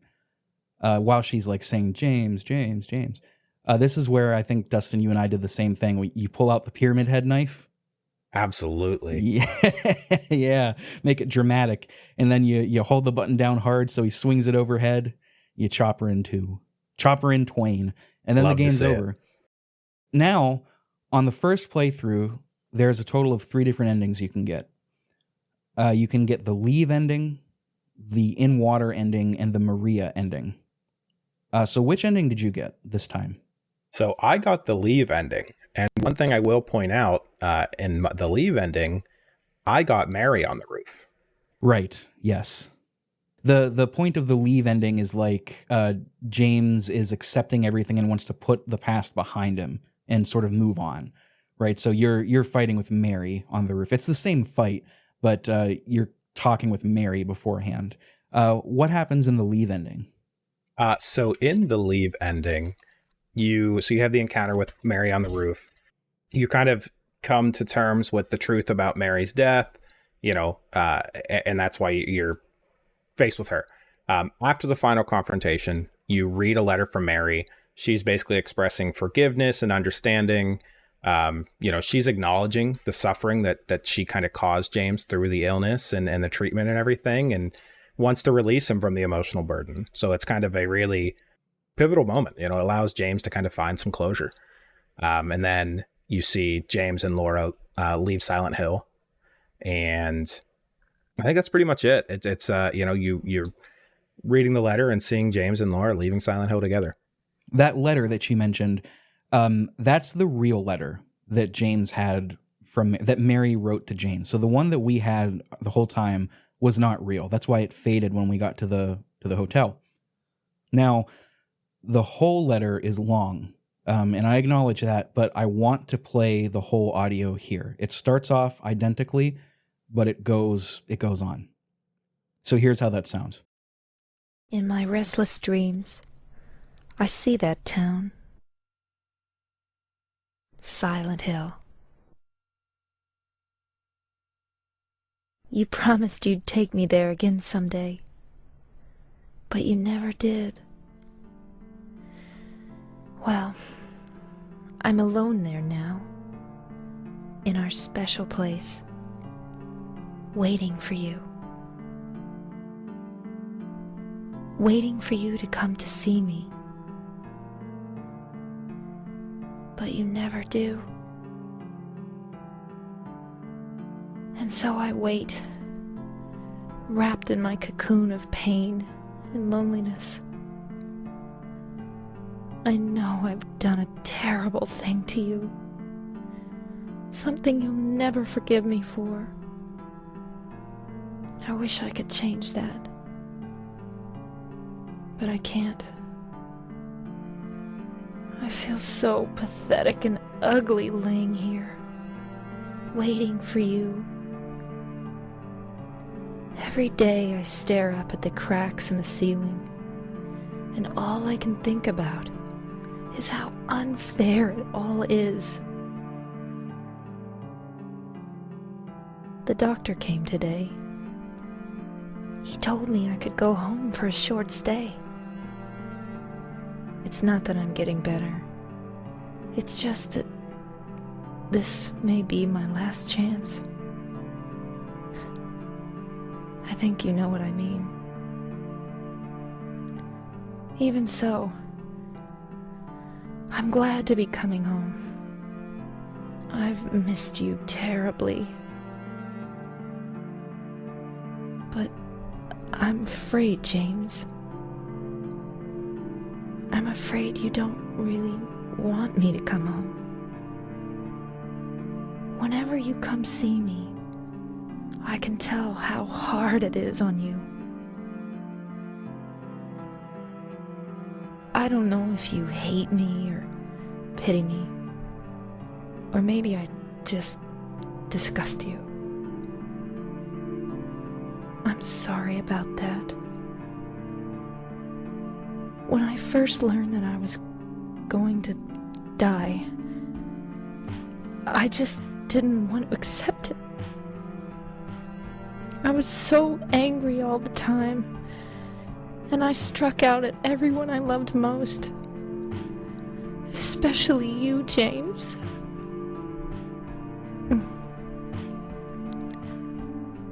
That's why I understand if you do hate me.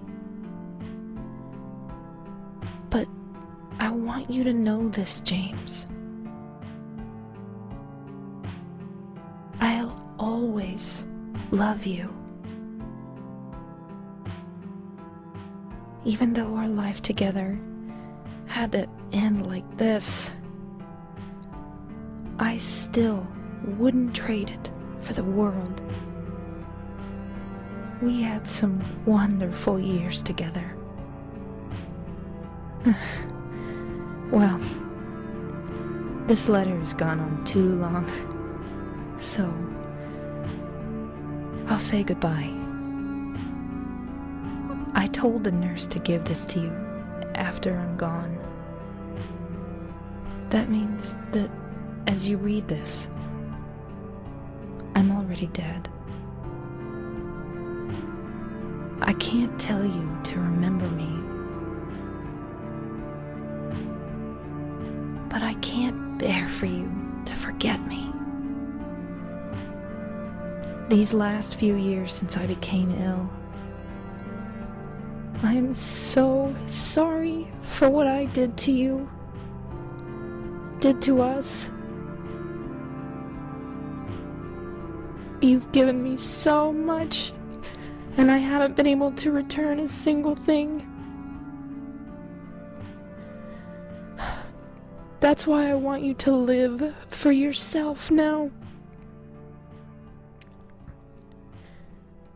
Do what's best for you, James.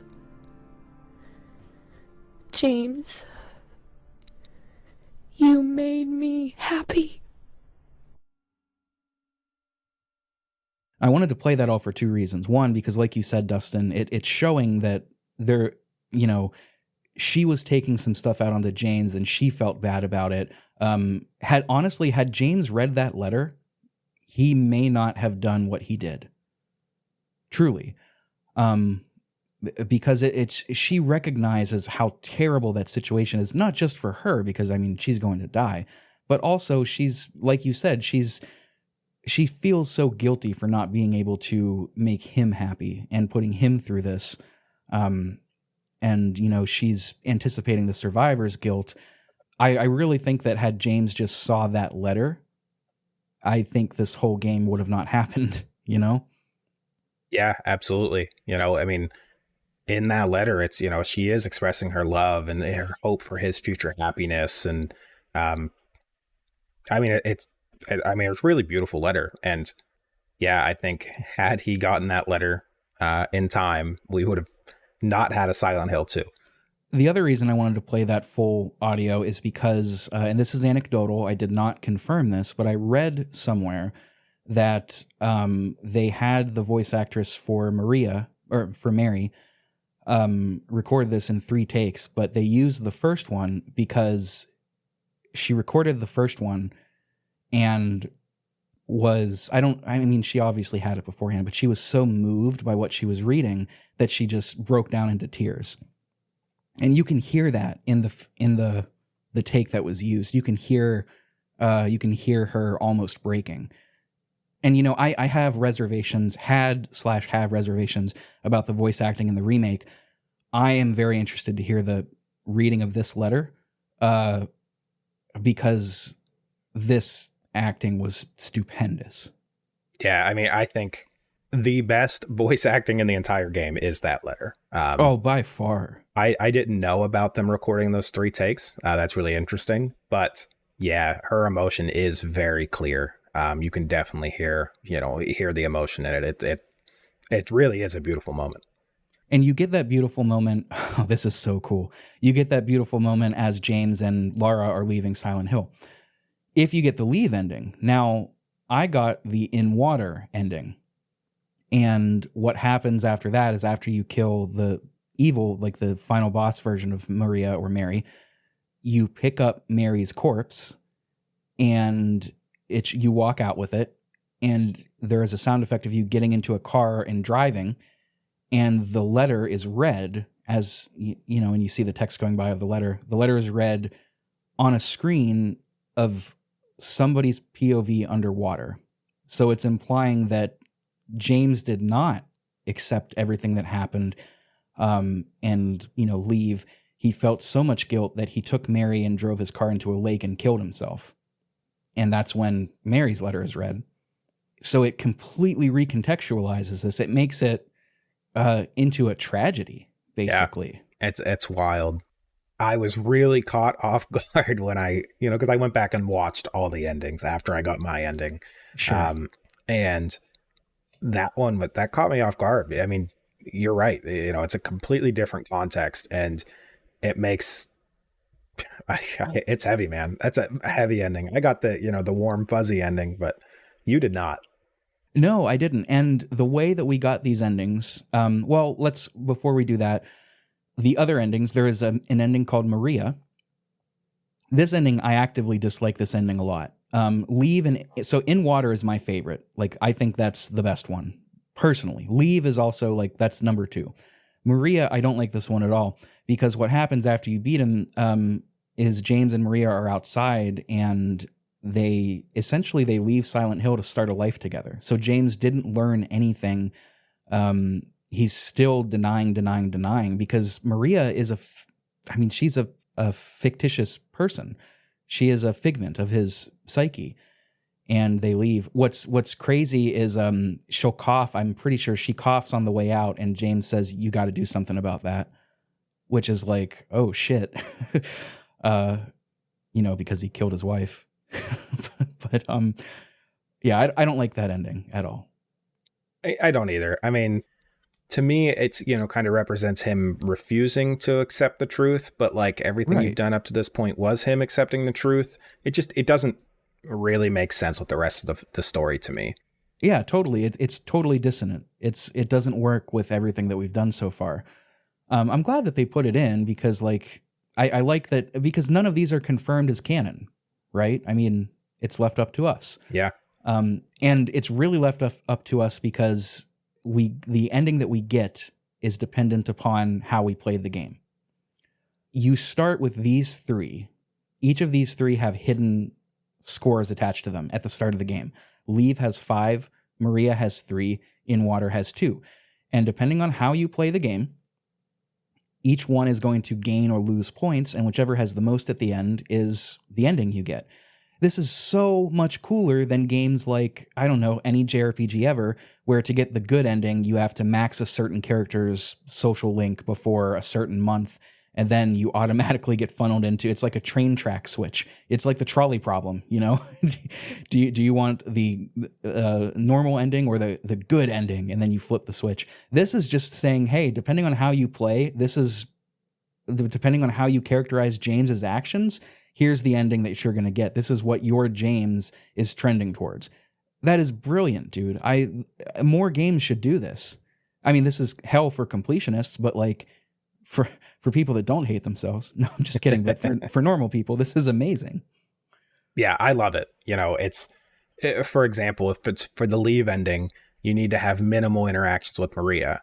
Or the Maria ending, that means you interacted and spent a lot of time and focused on Maria throughout the game. You know, the in water ending, you have to spend a significant portion of the game at low health. If you heal yourself constantly, like I do, you're probably going to get the leave ending. So it's really, really cool stuff. There's a fantastic website called silenthillmemories.net, and what I love about the in water ending is it says like James needs to act in a suicidal manner for you to get this ending. So like you've got to keep your stamina below 50%. You have to, like you said, don't recover your health. You have to do certain things that make you more attached to Maria, to Mary, like bump into Maria as often as you can. Like little things like that will influence the ending. And I think that's incredible. That's such an amazing twist.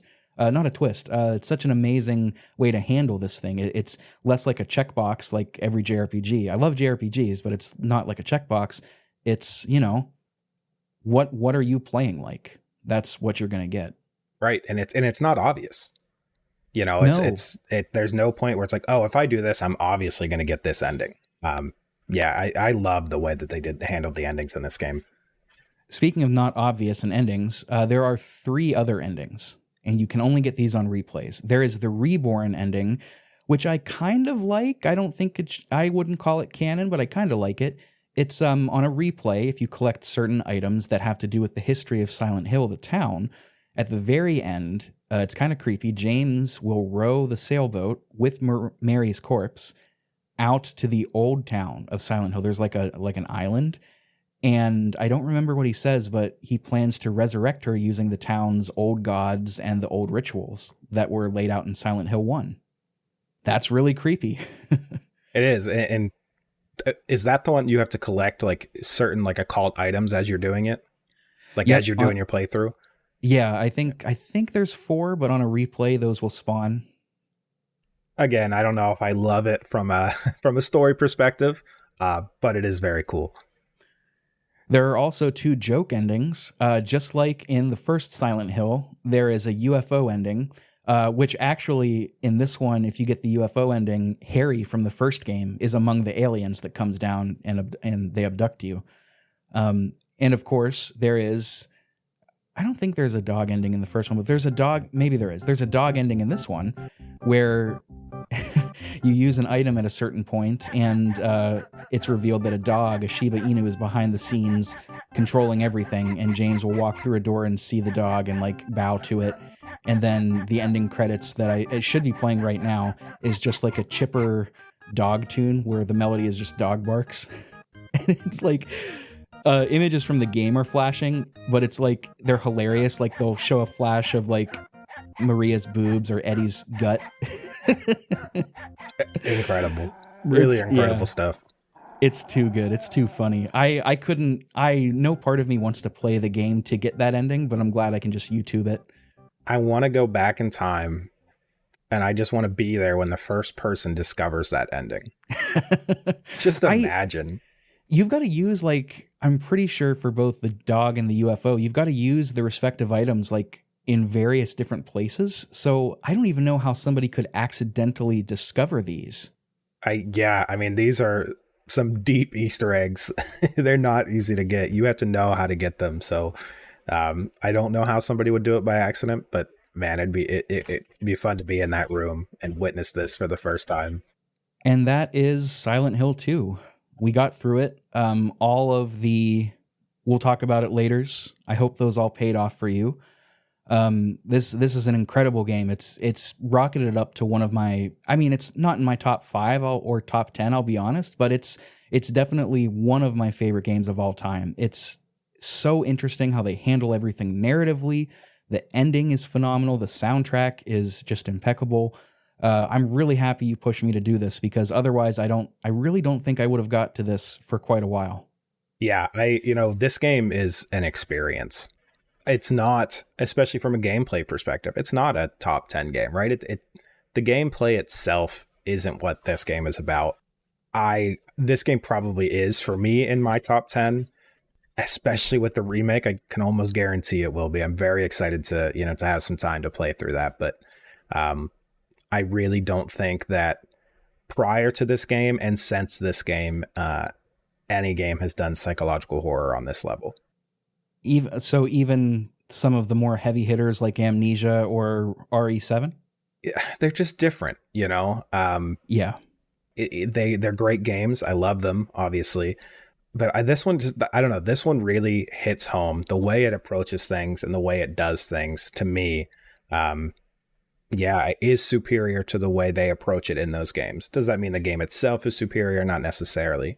But I think their approach and the way that they handled things and the way everything ties together and everything you do matters, the way they handled the endings, it really is a masterpiece. I don't know. I mean, I wish the combat was, a little bit better. I wish the boss fights had a little bit more, meat on the bones and a little more strategy involved. But the game is a masterpiece to me. There are trade-offs with the remake as well, right? So the combat unequivocally is better. Just, it can't compare. The soundtrack is largely the same, right? So it's still Yamaoka, so still great, amazing. The presentation, well, it can be argued either way. There's something about having that CRT combined with the grain and fog effects of the game itself on a CRT screen that makes this just incredible. And that's not even to mention, too, the way that they use camera angles, which in the remake, at least so far from what I've played, it's always third person over the shoulder, unless it's a cutscene. So you lose a little bit of that. But that's up to taste. And then, of course, the voice acting. That's something that I was so nervous of because I love how ethereal and weird the voice acting was in this one. And so far in 2, it's like, I don't want to say real because that's pejorative, but like it's polished, right? Everybody sounds like a normal person. I'm not questioning immediately if everything is a dream. So there's trade-offs, but I can't wait to hear what you think, man. I'm really excited for you to play it. Yeah, maybe we'll do a quick, episode discussing the remake and what's better and what's worse. Really, though, I can't wait to get into it. Little shocked about the camera angles, not going to lie, but, I'm still super excited to get into it. There are some concessions, like there are more environmental scares, which I will admit I have brain rot from The Last of Us, so I will be swiveling my head on a stick, just looking for health packs in corners, and I've missed at least 2 environmental scares so far. Like I heard them, but I didn't see them, and I know that they happen because like it's very obvious. I'll just leave it at that. But there's trade-offs, but I'm with you. The camera angles of Silent Hill 1 and 2 are part of what makes them so freaking cool. But yeah, man, let's reconvene after you played it, because I'd be interested to talk about it, and I'm going to try my best to get through as much more as I can before the end of the year. But until then, I hope you all have liked this mini-series. I hope if you have any questions or want to discuss this further, maybe take issue with some of our reads on the game, or just want to add to the discussion, you can always join the Discord server. It is free, and anybody can just hop right in using the link in the description to chat about the game. We've got discussion channels for that. We've got discussion channels for non-gaming related things, and it's all available to you for $0. So check out the link in the description. You'll also find the sources for everything in the description. You will also find links to our socials, to the Instagram, the Twitter, Blue Sky, Patreon, if you want to support the show and show your appreciation that way. You can find all of that in the description. Dustin, like a few folks on the show, I'm sure nobody is tired of this joke so far, has more sense than me, so he doesn't do a podcast, so I can't really plug Dustin's stuff. But Dustin, do you have anything going on? Can we shout out your soon-to-be wife, whose name will be redacted until you tell me otherwise, because you're getting married soon? Yeah, we can shout out Irene. Shout out to Irene. We're leaving today to go book our wedding venue, which is very exciting stuff. So, shout out to Irene. She rocks. I would hope so, Yeah, so congratulations to you both. That's very exciting. That's extremely exciting. Thank you, sir. That's very cool. And You had, the last time that you had talked with us on this show, you had mentioned a startup that you and your friend Will have. Any updates on that you'd like to share? We're still going, still doing some things. We've been doing a lot of work in kind of the real estate technology space, which has been a lot of fun. Doing a lot of like automation and AI projects. So if anybody wants to talk about, some projects they have in mind, you can check out, we have a website, aiken-ai.com. Check us out there. Happy to talk about some projects. Right now, I'm supposed to be building a Discord bot for you, so I guess I should get on that, finish that up. But for the Discord server. Yeah. I just let me know when that's done, because the one that we've got in here, I need to rename it because that function doesn't work anymore. But it can still do stupid shit like polls and fortune cookies and stuff. So, well, I'll stick to one function. It can do the fortune cookies. Oh fuck! Damn it. Okay, I was hoping you would say the how long to beat, but okay. We can do fortune cookies. I'll do the how long to beat. Don't worry. All right, listeners, thank you again for sticking around. Thank you, Dustin, for joining me. Until next time, my name is Rick. I'm your host as always, even in your restless dreams. We're signing off for now. Take care.